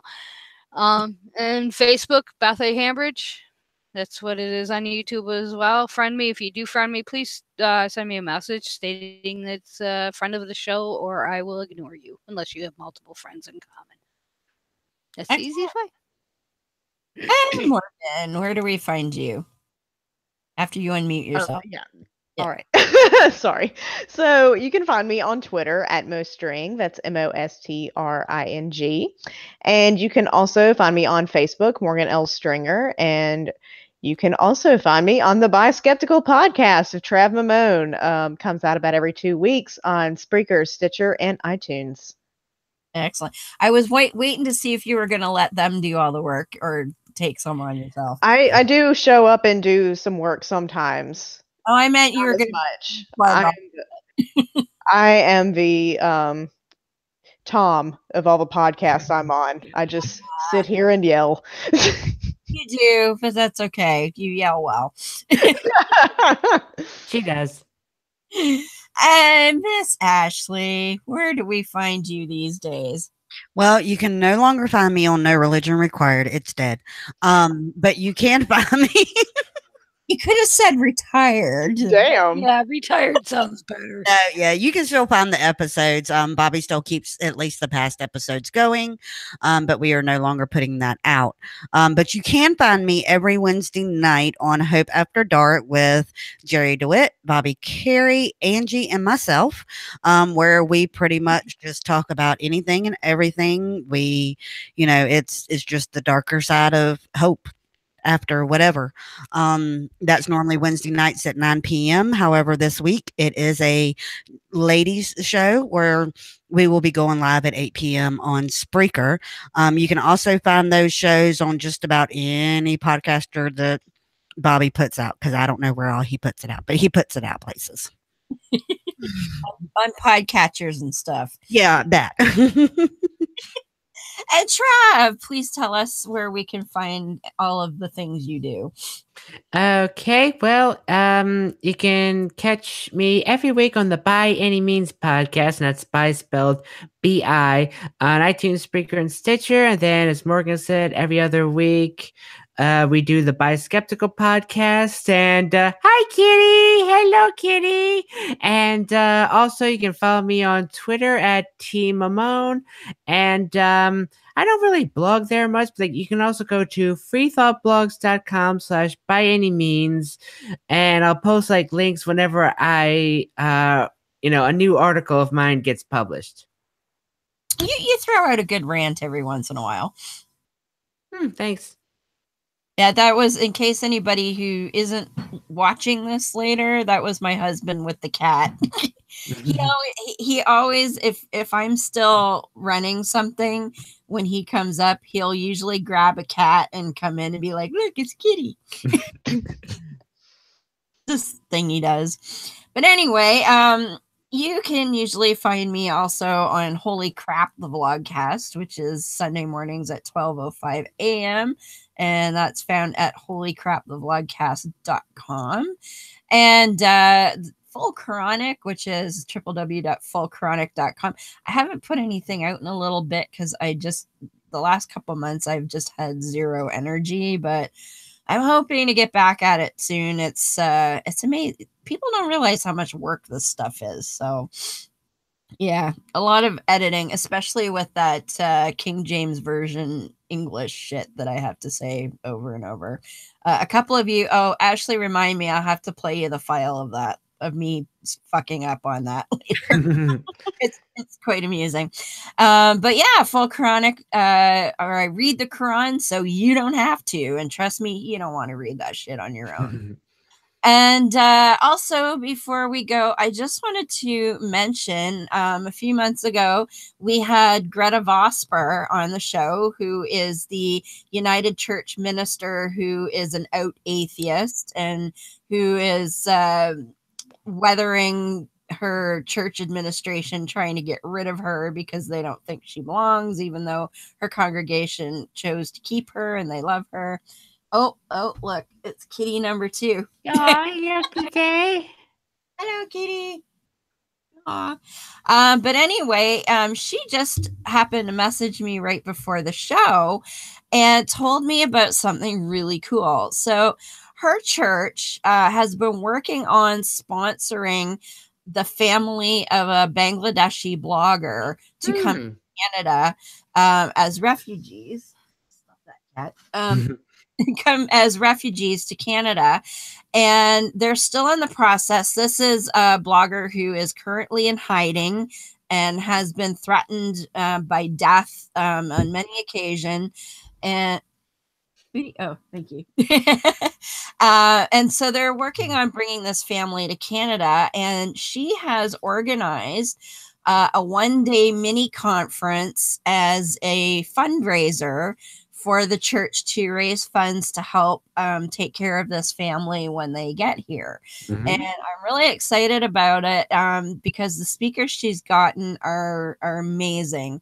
The first speaker, her name is Bonya Ahmed, who is the widow of Avijit Roy, who was famous of the bloggers who have been killed in the last couple of years. So she is speaking. Also, Ensaf Haider, who is the wife of Raif Badawi, and who is the Saudi blogger who is currently in jail for thought crimes.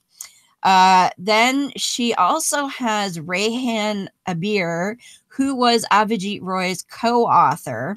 He escaped to Canada about 2 years ago, he and his wife, and they now have a baby, and they're great that they're here in Canada. So he's going to speak. My good friends Alishba Zarmin and Ali Rizvi, who are ex-Muslim activists in Ontario and are very vocal about that. And Ali has his book, The Atheist Muslim.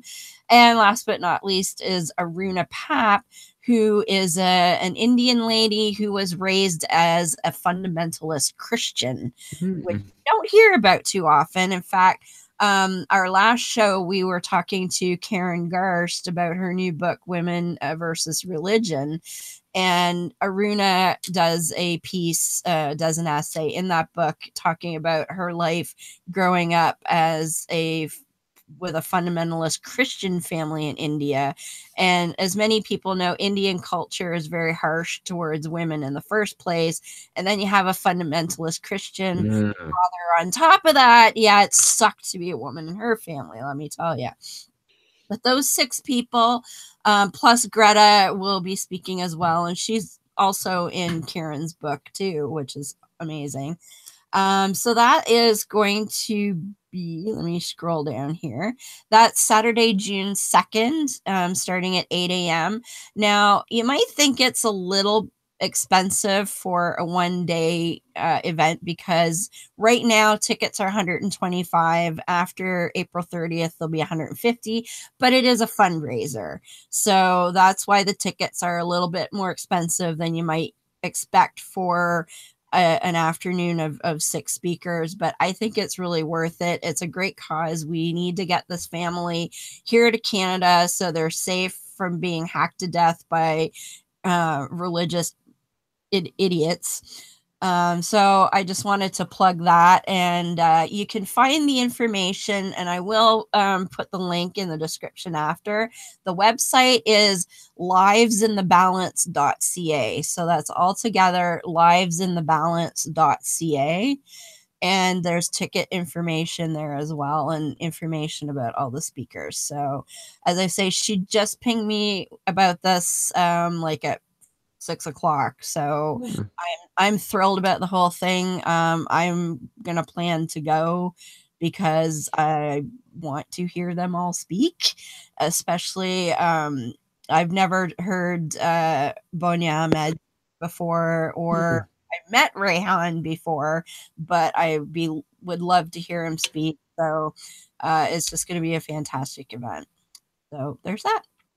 Other than that, next week it's going to be an interesting show. We're talking to Dr. Richard Schloss, who is a psychiatrist out of New York State, and we're going to talk about a topic that I don't think as many people have heard about. A group of people who call themselves involuntarily celibate, or incels. And we're going to talk to Dr. Schloss about this phenomenon, mainly because the incel community is extremely misogynist and very much alt-right, and I don't want anybody like that on the show.